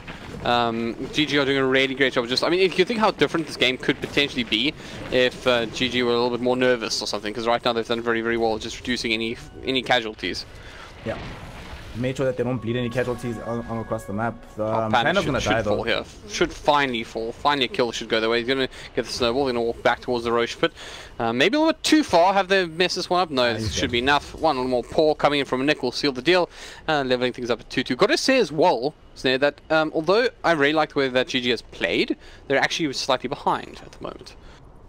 Yeah, they're slightly behind in terms of their goal, but it's one of those things where in even games like this, because they haven't necessarily been able to find that decisive win over the Tinker in terms of kills mid, it does end up stifling what's able to come out from the Epoch side. So even though they're winning the laning phase, it's not like by that much, like not enough to justify or not enough to not be scared about what the mid game might still hold for their team. Because as you mentioned earlier, Kota is the last hit leader at this point in the game, followed up right closely by Japa, but I'm just thinking in terms of the early team fights, you would probably rather have a free farming and over leveled Weaver than a purely free farming over leveled Monkey King, who takes some time before he really gets to the ultra dangerous phase of his game, especially given how mobile some of these heroes are. Sansa's gonna die actually. Level 3 poison sting, I definitely did, unless Muzzy denies him. But he didn't get killed. He is in a lot of trouble here. They're diving quite hard for this. They have support coming from Panda. Not going to be enough. They're going to pick up Deathy, and looks like Reaper's just going to have to accept the fate of his friend and go back to getting a little bit of experience. Did you see Deathy trying to keep himself alive by throwing insane onto Kota? And Kota's like, dude, what are you doing? They actually kept him alive last time, and the last time that Kota dived him, that's one thing I wanted to mention. He got the ensnare off into the Weaver in the trees, and it allowed him to survive there. But this time, no such luck. Tusk is there. Deathy dies. And this is kind of bad though, right? Like, Doom is not a hero that you want to be spending too much time dead. Puck picked off from the top lane. What? Yeah, that's a little bit... I think I just caught the tail end of that, but I do see Primal Springs off cooldowns. I think he just got caught out, took a hit, and he was already low, so Jap was able to finish. But you can't really afford that in that off lane position. I mean, he is having a little bit of a hard time at the moment, and that's just going to make life a little bit harder for him as well, and also just give a necessary boost to Jappa's Monkey King. Actually, now that you mention it, I'm not sure. I don't think we've given Japa enough credit. He's been demolishing this lane. Look at the CS difference: 58 to 23 versus a 15 and 1 for the Puck. I mean, sure, Puck has had to deal with these supports, like trying to push him back, but this has really been well done by Japa. Look what he's doing, just always running onto Sticklish, forcing him to have to use his jaunts to get himself back, and not in experience range, not in farm range. And Japa is just consistently making use of this 300 range that Monkey King provides you. Very nice. Because he's melee, right? Yeah, quote-unquote melee, man. A melee hero. Yeah, absolutely no salt about this or whatsoever. Just broke. Broken hero, not anyways. Moving right along. Mid lane, they do actually get the Mazzy caught out again. But once again, the lasers come through. He's going to this time get Enchant him up. Does have support coming in. Does he go for the ball here to save out his friend? No, not able to save him. Look for the deny, I think, but not able to get that one off. So finally, they do get a kill on that Tinker they've been looking for. I mean, Nick has spent a lot of time getting this one, and as mentioned towards bot lane here, we do have Santa very low. He's brought down. In fact, casual, absolutely casual. Say thank you, Mr. Ancient Prowler Shaman. Oh man, popping out that Desecrate gets the kill. Thank you. Yeah, I mean, and they commit the Doom to that as well, by the way. So I can definitely suggest that Deathy's not too happy about what's just occurred here. They feel cheated about life, and it's probably his own fault as well in some ways, because he would have probably used that Scorch Earth to actually get the aggro that happened. In the end, not working out for them. But still, 3 to 5, slight advantage in net worth going the way of Epoch. But not a... I mean, actually, it's slight 2k is pretty reasonable for this stage. Yes. I do want to point out that they do have the likes of the Doom, though. I mean, he's obviously going to bolster that higher anyways. But, I mean... It is... I think the main thing for me is just how far ahead both Monkey King and Venomons are on top of the Tinker. Like, Tinker is fairly far behind, and look how much money both Fearbender and Jappa have. And Jappa, once again, Sticklish can do nothing in this game. Sticklish is still level 5 right now, just cracked level 6, 11 minutes into this game, but not able to really do anything about this, and Jappa's just completely free to freeform. He's now... Okay, so what do you think he builds here? He's had a Morbid Mask queued up. Seen a lot of carry Monkey Kings go for the Battle Fury. Oh, he probably must bring on to Sticklish, but Stick is going to just run himself away.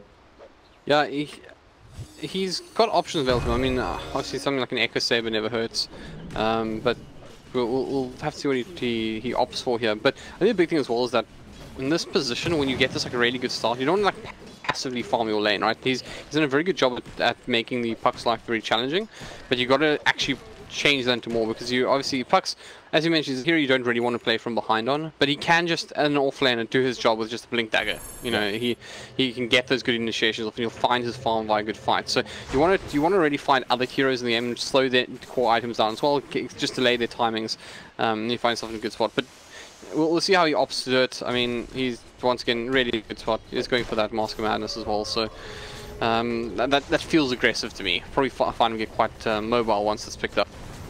Yeah, once he gets Mom, you don't necessarily want to just get Mom. Like, Mom is performing, but you also want to ideally get into a fight. Panda's gonna probably die.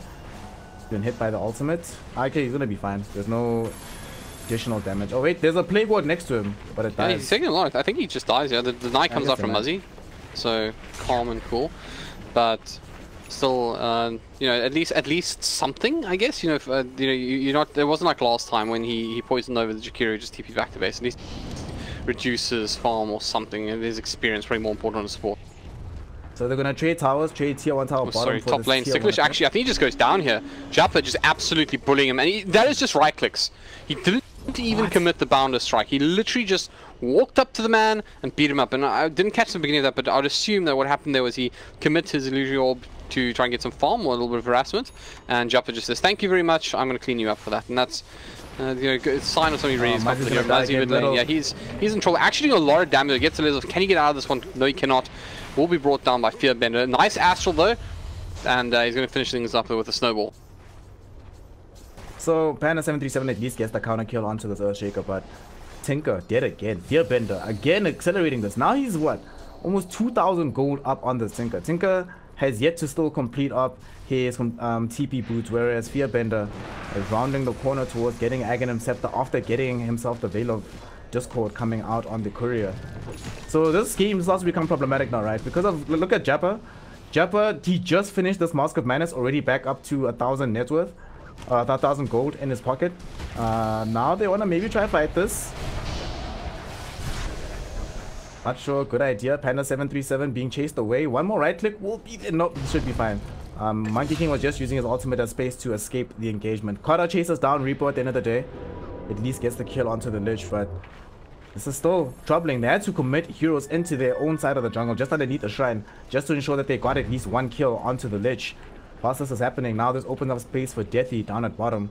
Should be rounding the corner towards level 10 at the moment. Oh, Doom on Sticklish. This could actually be a kill. I think Puck's dead. Yeah, Puck's dead. Yeah, so mid also fight rages on. We'll watch Puck meet his demise. Panda gets involved there as well, but mid lane also the Jakiro falling as well. Less important kill, but certainly something that they'll be happy with. Panda's dead too. Oh, right. Very well then. I mean, I thought that would just be over, right? I mean, Deathy just says, let's go, and Panda, rightly so, just drops the whoops, because not really what he would have expected, or wanted to happen, not what he expected to happen, clearly.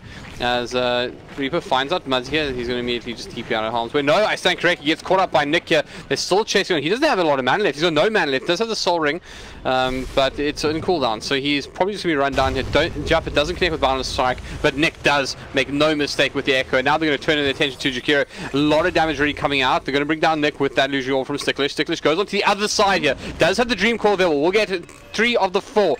Goes into his phase shift, tries to survive a little longer. We'll pick up 1 kill here. They're all still caught in that Dream Core. Ice Path comes out. Cotter now entering the fray. Going to turn his attention to Deathy. Starts to charge him down. He's going to try TP out of harm's way. Does he manage to do so? No, he does not. Doomlings though activate, and a little bit of more fun for Cotter to clear up. But once more, a pretty action-packed match we got for us here. I mean, we've seen 20 kills in 50 minutes. Loving it. Yeah, this is action-packed Dota, man. I always love this. This is the best. And also, both lineups do well under these kind of circumstances of getting farm onto your core heroes by just getting them kills.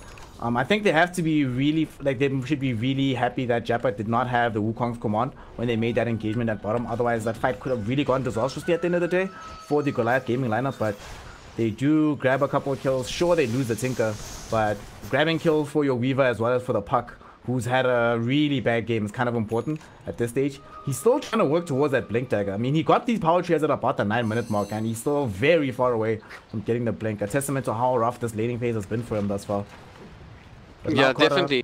It's also, I mean, it's probably the biggest problem I'd say is their Puck at the moment. It's not like he's actually, like, he was quite brave to go into that fight the way he did. But he actually, I mean, it was well worth it in the end. They managed to get some important kills that bring things back a little bit. But as you mentioned, until he has the Blink Dagger up, he just cannot effectively produce the kind of initiation that they're looking for in GG.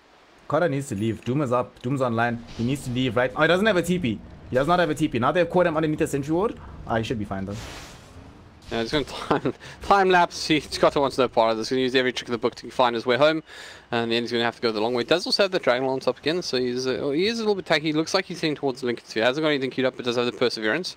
And that's going to be really nice. Doom rarely struggles against Perseverance. Obviously, no natural way of breaking it. So he has to rely on a friend. Probably the Nova from the Literally be ideal, but that's got a bit of a wind-up as well, so it's not easy to make that kind of thing onto a Weaver. He's almost got the Lincoln Sphere, in fact. He's already got the ultimate orb queued up back at base. Oh, it's coming out now onto the courier with an additional TP scroll, so in about 30 seconds he'll have the gold to buy the recipe for the Lincoln Sphere, which, as you just mentioned, makes him much more difficult to kill. Also, they don't have any Blink Dagger just yet onto Nick, but he's about to get it. This Nick Earthshaker is going to have his Blink Dagger before this offlane Puck on the support Earthshaker, man. And he's really just been active and roaming around. This is somebody who's found quite a bit of farm just by being active in these fights. So a good thing to note for those pub stars out there, as you wanted to improve. This is pretty much the ideal way to do it.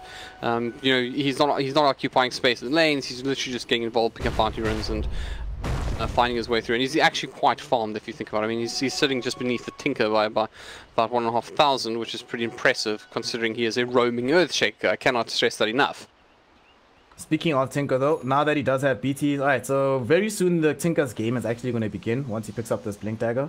And as well as things have been going thus far for the esports lineup, this is not necessarily going to continue forever, right? Because they only have limited amount of ways to actually stop Tinker from doing Tinker things. It's either Earthshaker initiates or Doom catches him out, both of which have somewhat lengthy cooldowns.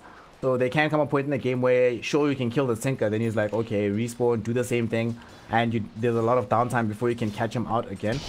Right now, though, what do you think? Is this a good game for the Bloodstone for Muzzy? I'm not 100% sure. I think he might actually be better benefited by getting other items. Like top lane, Santa in trouble. Gonna catch him out with the fish as well. The Echo, really great work here. They're doing a lot of damage, but Connor does have the Lincoln Sphere, so they weren't able to get off the Doom onto him. Muzzy also very low on the sidelines, will be brought down as well. Jappa is absolutely dominant this game so far. This man is completely on fire. Look at his item progression already this early on into the game. We're only 20 minutes in. He's already picked up the Mask of Madness, the Diffusal Blade, Phase Boot, Keeler, Poor Man's Shield, and now he's moving his way through that BKB, at which point he's going to have a massive damage spike as well. Or like power spike, I should say. That fight top didn't need to happen though, because like as soon as you saw Kota was caught out with Santa on his Jakiro, I don't know why Muzzy came into that. I think that was a very low percentage play, ends up getting brought down. Now they're gonna lose this tier 2 tower at top, which limits the amount of space that Tinker has to move around the map. Because once this tier 2 tower is down, you know that the Radiant side or the Dire side can more easily pop up Tinker all across the map and be ready for wherever Tinker may be. So that was really bad. I think it would have been fine if they only lost the Jakiro, but now losing this much also means that they have virtually no control left over the Roshan area, with the exception of TPing to their shrine and trying to make engagement happen from there. But if the Dire side does decide to go into Rosh, like right now, there's actually nothing they can do about it right now on Goliath. Like taking a fight right now would be suicide, and that all off the back of one death from the Tinker. Suddenly you lose it tier 2, you lose Rosh, and the next fight becomes that much harder for you.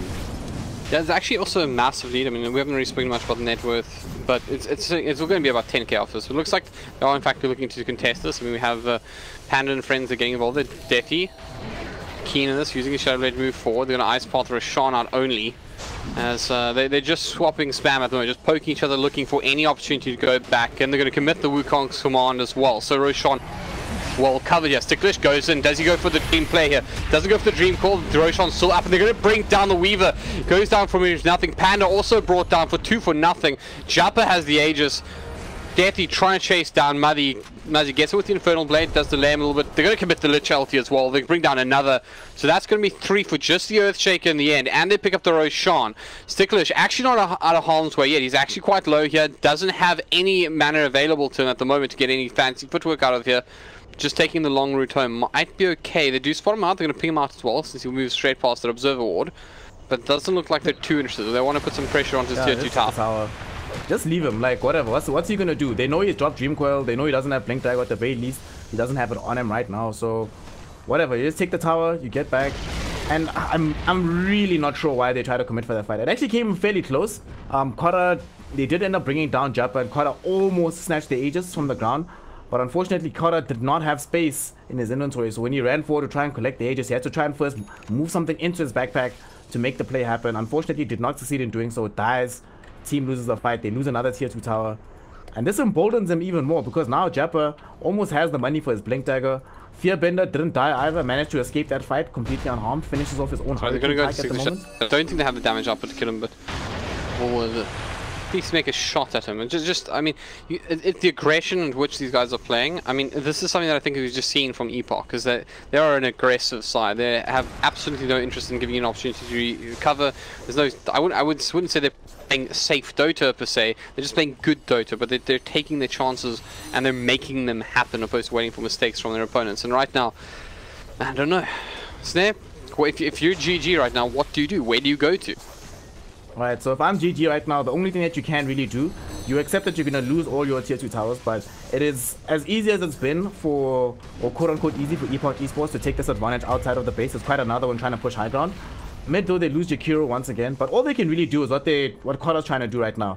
You just keep split pushing. You were mentioning earlier that both of these are rat style heroes. That's literally all you can do for maybe 10-15 minutes. Tinker try to create space on one part of the map while Weaver's on the other side of the map. Force the Epoch lineup to commit on who they want to kill. So if you lose one of these heroes, sure, that's gonna suck for you, but you still have space on the other side of the map. Sorry, bot lane. I'm gonna catch out the puck as well. It's just not getting easier. Dethi getting these solo kills is just absolutely not what GG needed. And there's a Blink Tag up and puck at this point, but it's rough. Sorry, Snare, you were saying. Very rough. I think, like, Kota, what do you think about this build? He's building Diffusal Blade right now as a damage item. He's gonna... Oh, mate, please, run away. He's building up a Diffusal Blade. I don't know if it's actually the item that he needs for a game like this. I kind of feel like you probably need Maelstrom, given that this is going to be a game all about the wave clear, right? I don't think you really care that much about fighting in the circumstances like this. You're 13k behind at this point. It's unlikely that an additional item is going to change that much of your fate in terms of an individual team fight. So rather have the ability to farm faster, push out waves, because Diffusal Blade kind of requires you to fight at some point if you buy this item. Otherwise, you wish you bought something else. Santa putting out some wards. Nick sees him. So yeah, he wants to use this. He's going to impersonate a core Earthshake as he starts off this fight. Gets off all the damage he can with the dunk. And yet another. Stiglish goes and actually didn't get a huge amount out of that Waning Rift. but gonna phase shift out and Oh, get out of harm's way. no. But, does he? He does not. Jumper on the sidelines picks it up again.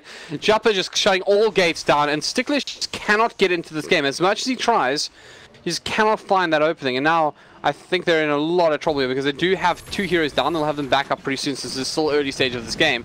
But you know, this is a lineup that they can't really siege you like with great ease, but the chip damage is real with the like of the plague wards. Just able to plant those up on the high ground, get a little bit of damage done each time. When you start trying to defend, they can just absolutely unload on you with the likes of the Earthshaker. It's still really rough though, trying to go on the high ground. That's the one thing, because most of their damage so far is coming out of Jappa and Fearbender. And both of them, they have fairly low ranges, so in order to be able to attack the tower, unless he's blocking down the plague ward, you're going to be putting yourself at the mercy of March of the Machines. And Doom has not bought his team a pipe or a hood or anything like that, so they're going to take the full brunt of that damage. Means they probably have to play a bit slower, take it easy. Kotta's top, pushing out. So okay, this GG are actually doing the right thing right now. They're just trying to keep this game. Oh no, Kotta, run away! It does. He's actually caught up by the bounce, not by the bounce, right? By Jappa's jump, and they do try to engage him. The Lincolns will be popped, but I think Kotta's going to be fine in the end. He's fine. Alright, where's Muzzy? Muzzy right now should be on the other side of the map. Each time this happens, you know that you reveal 2-3 heroes, right? And you know that one of the most dangerous heroes, which is Earthshaker, is no longer available to kill Tinker. Crow, you see that Doom has a Shadow Blade, but he doesn't have a Blink Dagger, so if you stay in the trees, there's no possible way that you actually get brought down here. They might actually go for this kill on I think this is now. Yeah, they're going to kill him with the Ice Path. He does, in fact, use that Shadow Blade, but he's dusted up immediately. Death, he gets tossed up in there. Does get the Doom off. A lot of damage goes onto Jakira. The man's still standing. They're going to pick up a cross kill for it, but that is a kill you will sacrifice any day in the state of the game. The fight rages on those. Nick going to tussle around with Kotta. He does, in fact, get stunned up. They're going to commit everything to reward time lapse all of that damage away. Boundless Jappa coming back in, does connect here. Kotta really in trouble, trying to get out of harm's way. They're going to commit the Wukong's command. Might make them reluctant to move this area, though. Jappa says he wants out. There's a lot of damage coming through from the Stinker. More rockets coming through. Oh, but the smoke plays. Sticklish comes in. He's going to pick up one. Managed to get away as well. Beautiful work from Puck. This is not a player that is generally finding himself in the position that he's in. You can see there's just some beautiful skill there on the Puck. But, I mean, that was actually just beautiful to watch. I mean, the smoke being popped, Sticklish still managing to make something of it. Man, you know what? That's one for the highlight reels. Don't care if it wasn't that exciting. It was beautiful. That was a pretty sick play. Also, the big thing about that play is the fact that they were able to firstly get the kill on Lich and force out literally every ultimate on the side of Epoch Esports without dying themselves. Kotta also didn't necessarily die. This gives them the ability to keep themselves in the game, because now you're not purely forced into a situation where you're 100% on the back foot. You've demonstrated that you can actually survive fights. And this is, you know, Dota's a game of inches, right? A game of small moments. And small moments like that, this gives a little bit of farm towards the Puck. This gives time towards Muzzy to farm on the other side of the map. This gives time towards Kotta. Sure, they lost the courier, but by the time it's back up, he'll have more money to be able to contribute to this game. That was really, really, really, really, really good for them. Also, now Jappa with Butterfly. What? When did he buy this butterfly? My goodness. The scary thing is, it must have been a while ago, because he's got 2.4k. He actually, worth pointing out, he went away from the build that we were somewhat expecting. He's obviously disassembled one, but he didn't go for the BKB early. And I guess it's probably a case we felt like they were far enough ahead to get by without it, and then save that BKB for the late game. But this butterfly is huge. I mean, it just reduces a lot of the physical opportunities that someone like Kotta has to deal damage to him. But it's also just the damage up. But he's hurting. He's really hurting right now. That being said, though, with this butterfly being online, Muzzy does not care, right, at all. So the fact that it's great that he didn't go BKB just yet, because like you mentioned, you don't want to have your BKB charges getting too low before they become really important in the later portions of the game. So go for a farming item first. But with the exception of this Weaver, basically all their damage is magical burst anyway. So all they have to do is ensure that if they have anything resembling a modicum of control over this Monkey King, they can still kill him. Like, this butterfly is not going to protect him from the Tinker combo if it gets dropped down on top of him. Tinker doesn't necessarily have the axe just yet, so he's not as strong enough to bring down this Monkey King by himself. But once you get to that stage of the game, it's really hard to fight back as Monkey King without BKB. Yeah, agreed. Also, like, at some point in the game, he's gonna have Hex, right? And when Hex is available on Tinker, that's when the game gets basically impossible for Monkey King, because you can get Blink, Hex, and suddenly like, oh well, now I'm these items playing again. For naught. Yeah. Count for naught. That's terrible. But yeah, I mean, the thing is, I guess I just can see the caliber of GG at this point. I mean, this once again, this is not a weak side by any definition. This is a team that you'd expect to be playing against, to take on pretty much any team in South Africa, with the exclusions of the absolute monsters, which might be still a little bit too far out there, like your White Trap Gamings. But this is a competitive side that are doing very, very well in this tournament so far, and have been very dominant. So, you know, you can kind of expect the quality of them to be able to, you know, drag this out, find some way in. And the thing is, I think there's almost a success in the fact that if you take a look at all of these tier 3s, they are healthy and fine, and that means that once they start getting to those later stages, where it just becomes even harder for the likes of Tinker to push up against the likes of Tinker, going into that Agnum's set of rockets, having to try to fight through March the Machines, they could give themselves a fighting chance. Yeah. I think they realize this on the side of Epoch Esports as well, right? They immediately pick up this BKB from Jappa, and they are scouting around the Roshan pit. They know that they need to try and actually get a lane of Rax right now. I think in the next 5 so minutes is when you have to get Rax if you're on the Epoch Esports side. If you wait any longer than that, you get into that situation where you're not pushing against Tinker, like, at all. And even right now, as they're setting up for those Rosh, it looks like it's a max Roshan respawn almost, just shy of that. And they have to stick around here, right? They can't leave. But they see the Tinker pushing out their bottom lane constantly, and they know that if they TP back to try and control this, Tinker will just say, oh, okay, now they're not around the Roshan pit, and this stops them from being able to take it. So taking a lot of damage. He tosses out the Dream Coil, Panic comes in there, BKB popped by Jappa, so probably not the use he wanted, but Reaper brought down in the end as well, and I think it was the Ice Path that secured that one, even the Ice Path damage, I think. Yeah? This is exactly what they need to be doing, right? What we were talking about, when one goes back into the fight, one TP's on the other side. And now Deathy, since he's here, oh, they're gonna get Kota. Kota's dead. Oh yeah, they actually get him caught out here quite nicely, but does he get the do-off? He does. I think they popped the Lincolns. He's gonna be able to time walk as well, but poison over everything. Come in. Kota's got nowhere to go. Good night, sweet prince. He's out of this one. So although we were pulling the rat, that's how you deal with one. Yep. But now they can't get Roche. They're all on the other side of the map. Roche being pinged out right now by the Radiant side. So instantly as this happens, Goliath is gonna know. Well, they should know Sansa moves into the pit. Okay, Jappa just gets the most casual kill of his life. What happened? How? Well, you see what happened there was they collided. As Jappa face checked the cliff, he was met by a puck on a little bit low HP and just ate. And it looks like it's going to be the same fate here for the snowballing Tusk. No blink dagger on him, so he's going to get some damage out. Tries to actually convince the Ancients to do a favor, but they were unwilling. In the end, nice 3. I mean, as easy as that. I mean, they may have committed quite a bit to the Weaver, but I mean, the situation is that you pick up 3 kills pretty easily in the end. I think this is a mistake though. They're gonna try to go high ground in this time period without the Weaver or the Tusker, but Roshan was right there. I don't think they're gonna get like enough damage on the tier 3 tower to justify not taking the Rosh as it stood. But we'll see. If they can get the tower, then it definitely is worth it overall for them. But Glyph is still online. Like, this is a very high-risk play from the Epoch Esports lineup. And now they have to back. Sticklish is in position. Has the Yule's blink. Can try and make something happen with Dream Coil. He might get Deathy in the back. Does he want this puck? Starts engaging him. Managed to get the facial. Could be able to blink out of it. Isn't actually able to do so. Wolf heals himself into the air. Buys himself a bit of time.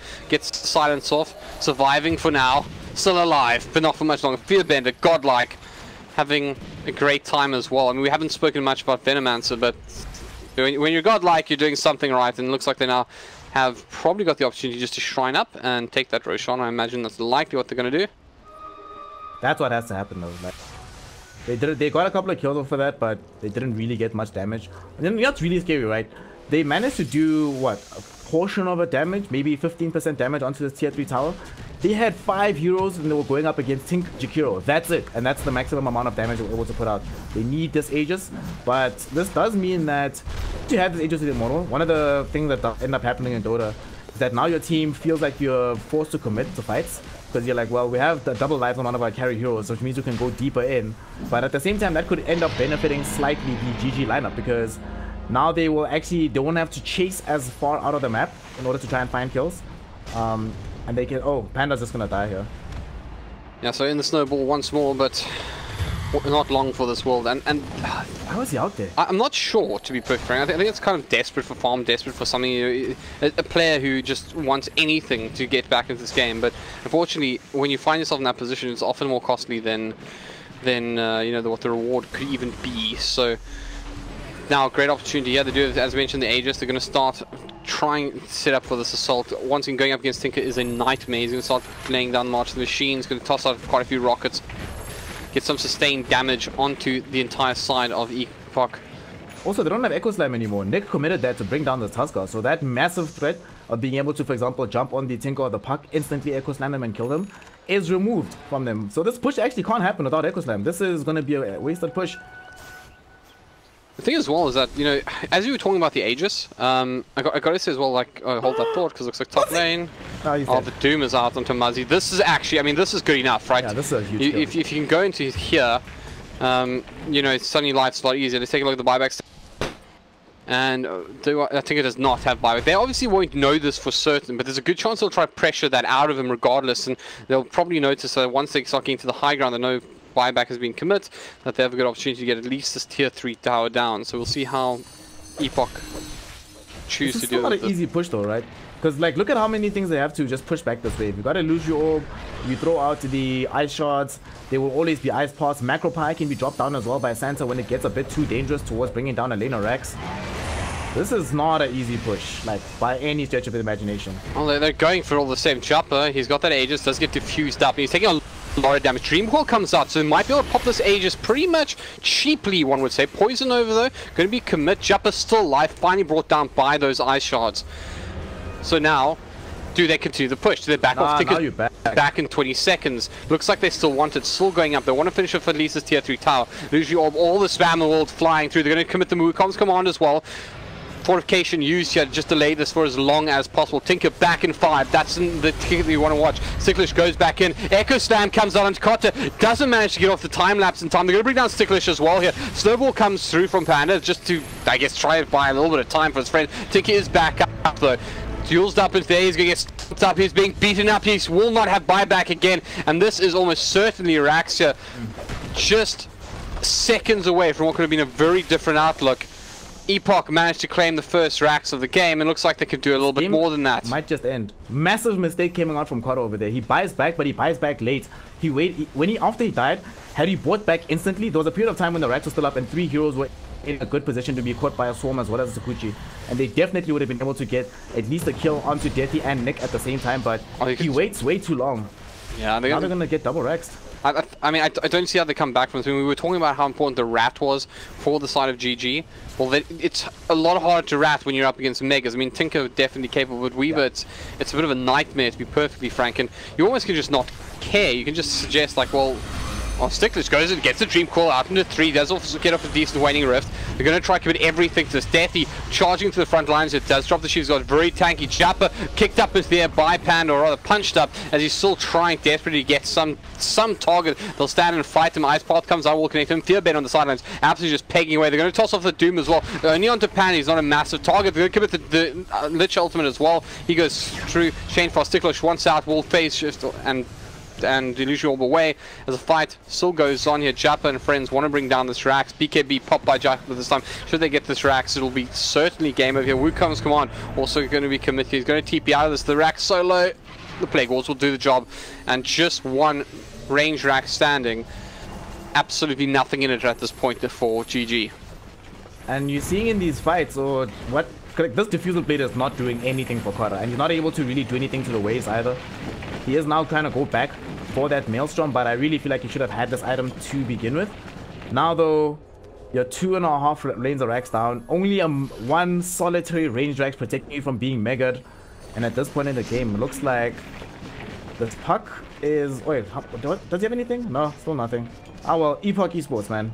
They've been playing really disciplined Dota, right? Like, this is...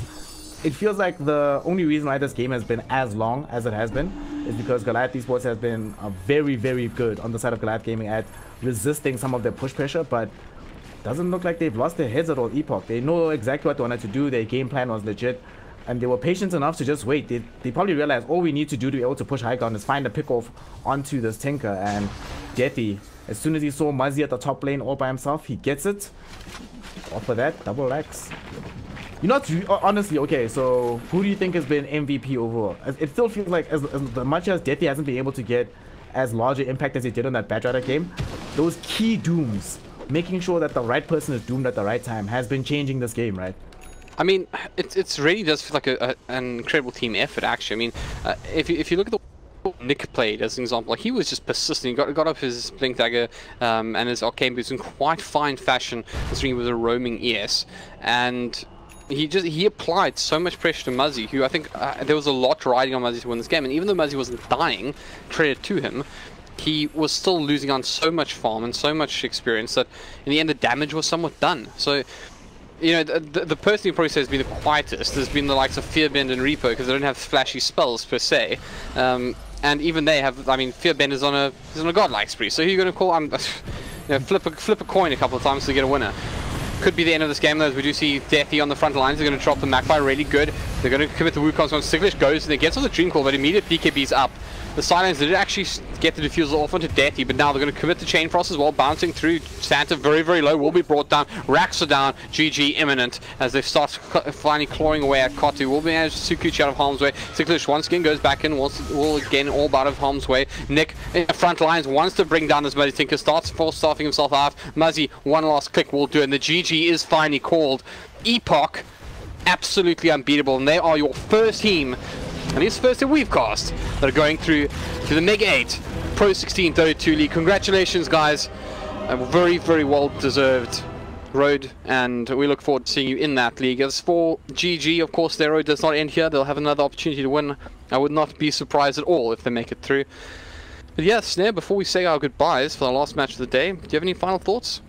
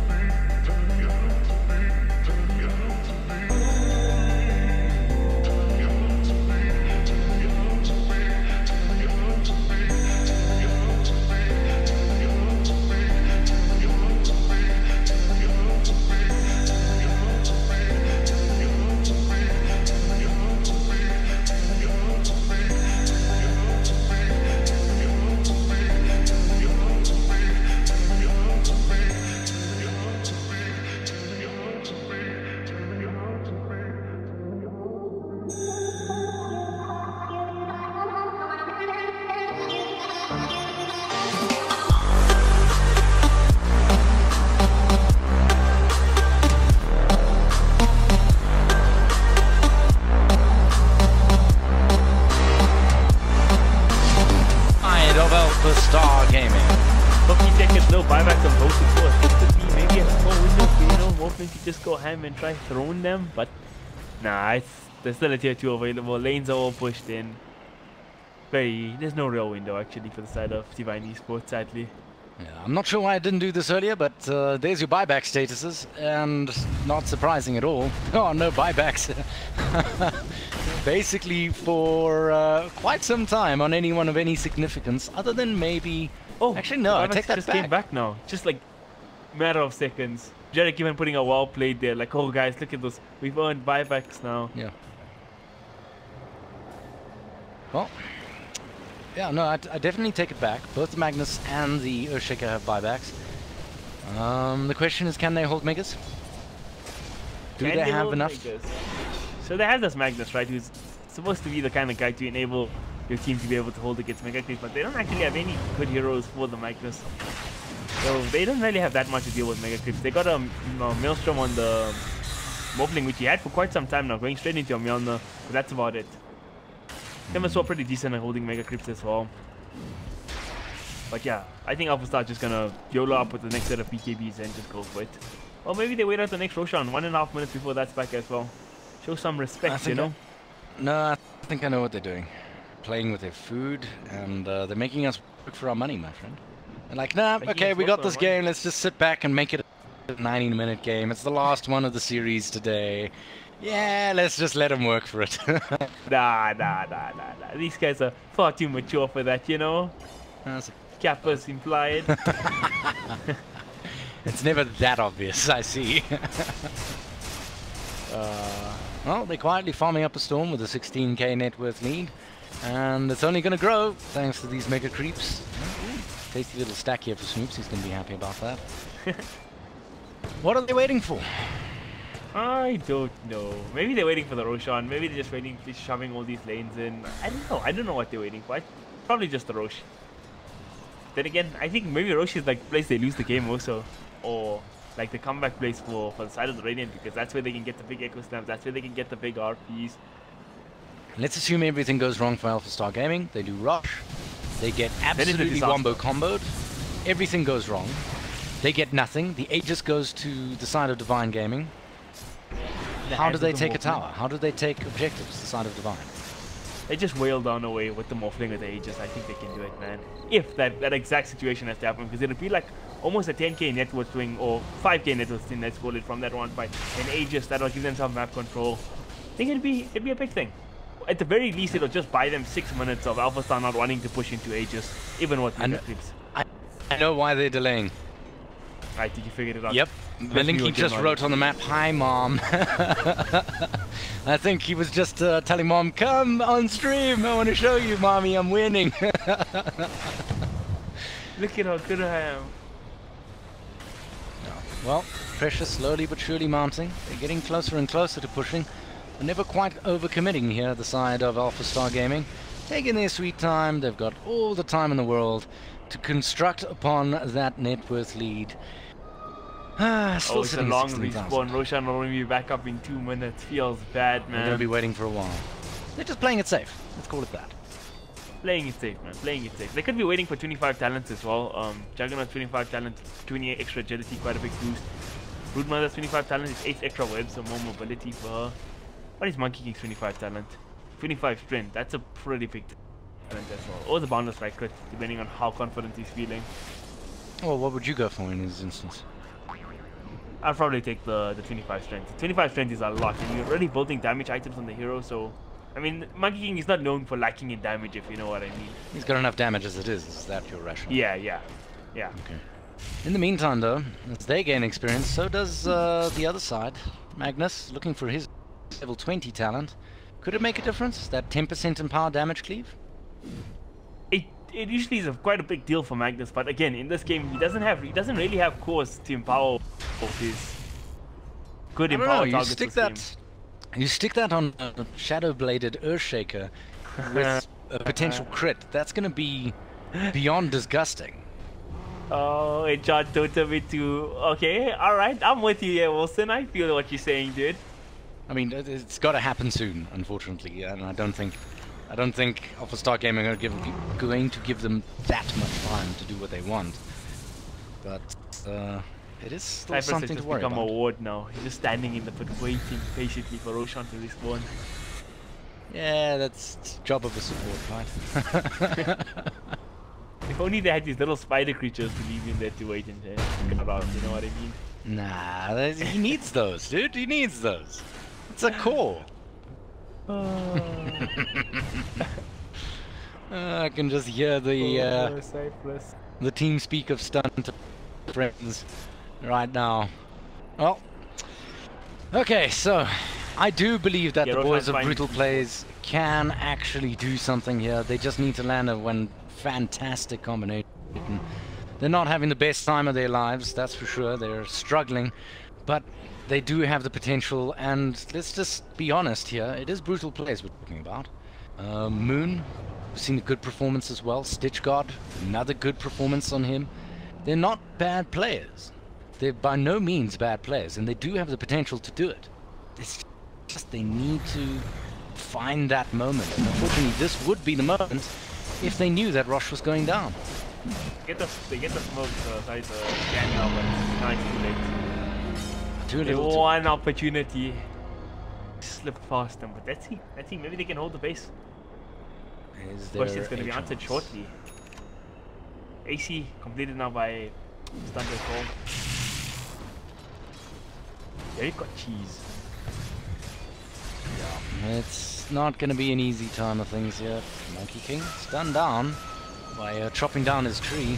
Not much they could do about it though. Snoop's jumping on in. He knows that Stitch God is nearby, but there's not much he can do. Out comes the silence. There's the RP. It's only going to connect onto Snoops. A refreshed RP, but that's only going to connect onto the Lich in the backgrounds in the front lines, though. Jarek goes down. Nothing left to Jarek. Now Malinky in the front line's going to go down as well to Brutal Plays. This is the kind of stuff I wanted to see earlier, boys. In the meantime, Brutal Plays still in the front lines, looking for that Echo Slam. There it is. Stitch God is going to connect a beautiful one in the meantime. Snoops in the back lines going after Moon. Is going to get the kill, but is going to go down at the same time. Gem of True Sight on the deck. And the victors of that fight stand victorious above their crumbling base, but above it nonetheless, and they have enough to hold those mega creeps for the time being. This is the moment they have to push. They can't afford not to push, and can they actually do it? 90-minute game incoming. Let's see if they can force out some buybacks here. Morphling looks like he's going to be going home. Maybe picks up himself some TP boots up. That'll be a pretty big purchase for him to make him much more mobile on the map, and there we go. They have no choice. Otherwise, how are they ever going to push up against these mega creeps?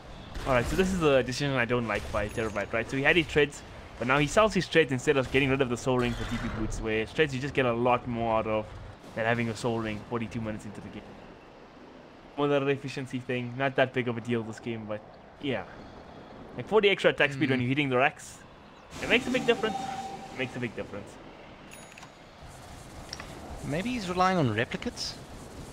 I suppose, actually that's, yeah. I couldn't agree more with his talent choice here. With the 50% extra replicate damage, they could hope to slow siege whenever they win a fight like this, and then move on from there. I just hope that Alpha Star Gaming doesn't, you know, sit here waiting for the next rush again, because that's a good 5 minutes and 40 seconds that we're going to be sitting and waiting. Yeah, we got things to do, man. Places to be, people to see. No, I've got nothing. I've got time. I've got oodles of time for Dota, guys. Don't get me wrong. I got tons of time for this. I love my job. I mean, Alpha Star can take some consolation that Jarek did get bursted on there. He didn't get to pop the cheese off. So there was no Wukong's command in play in that fight. But look, 5-man smoke is coming out. They know they have the buybacks and stuff, so there's no point not, like, they can afford to take this risk here. They're even going to smoke up the courier by the looks of things. So, Monkey King, Skydono, stunt jumping on in, goes for the silence, doesn't quite get it up. Huge combination here! That's Moon, and that is what was looking for. Beautiful stun coming through from that RP. In the meantime, on the sidelines there, back will be going Brutal Plays. He's disappearing as far as he possibly can. Malinky in the meantime, but that fight was just too damn quick. Holy hell, buying back will be Terabyte. He knows he needs to get back into this. Stitch Guard there, picking up the kill onto Malinky, finally taking him down. He seems to survive longer than he should. In the meantime, Jarek trying to jump on out of trouble there. Buybacks coming through thick and fast. Malinky and Cypress have already bought back. In goes Snoops. He's trying to take them all down, but the shrine is just too much. Snoops going for the spin out. Stunt now in the middle of the fight there. Huge Echo Slam, but it's only going to connect onto one. And oh no. Oh dear, Monkey King dropping very low. He's now in a spot of trouble as Brutal Plays tries to zap on through him. Stitch got the next man down, and the Brutal Plays finally goes down himself. I'm sure he will want to get back into this fight if he could, but he does not have the buyback available. That's it. Oh man. That's all she wrote. Wow, that damage. Holy hell. What the hell, Jarek? Okay, well, he's going to feed away. No, he doesn't. Oh, so close. Almost fed away as the GG well played is finally called. And what an exciting match. 51-43. I kind of feel like my analyst just sat here doing nothing because it was a big fight constantly. All 44 minutes of it. That fight lasted so long that we had 2 Echo Slams and 2 RPs committed. Yeah. There was a refresher orb on the Magnus.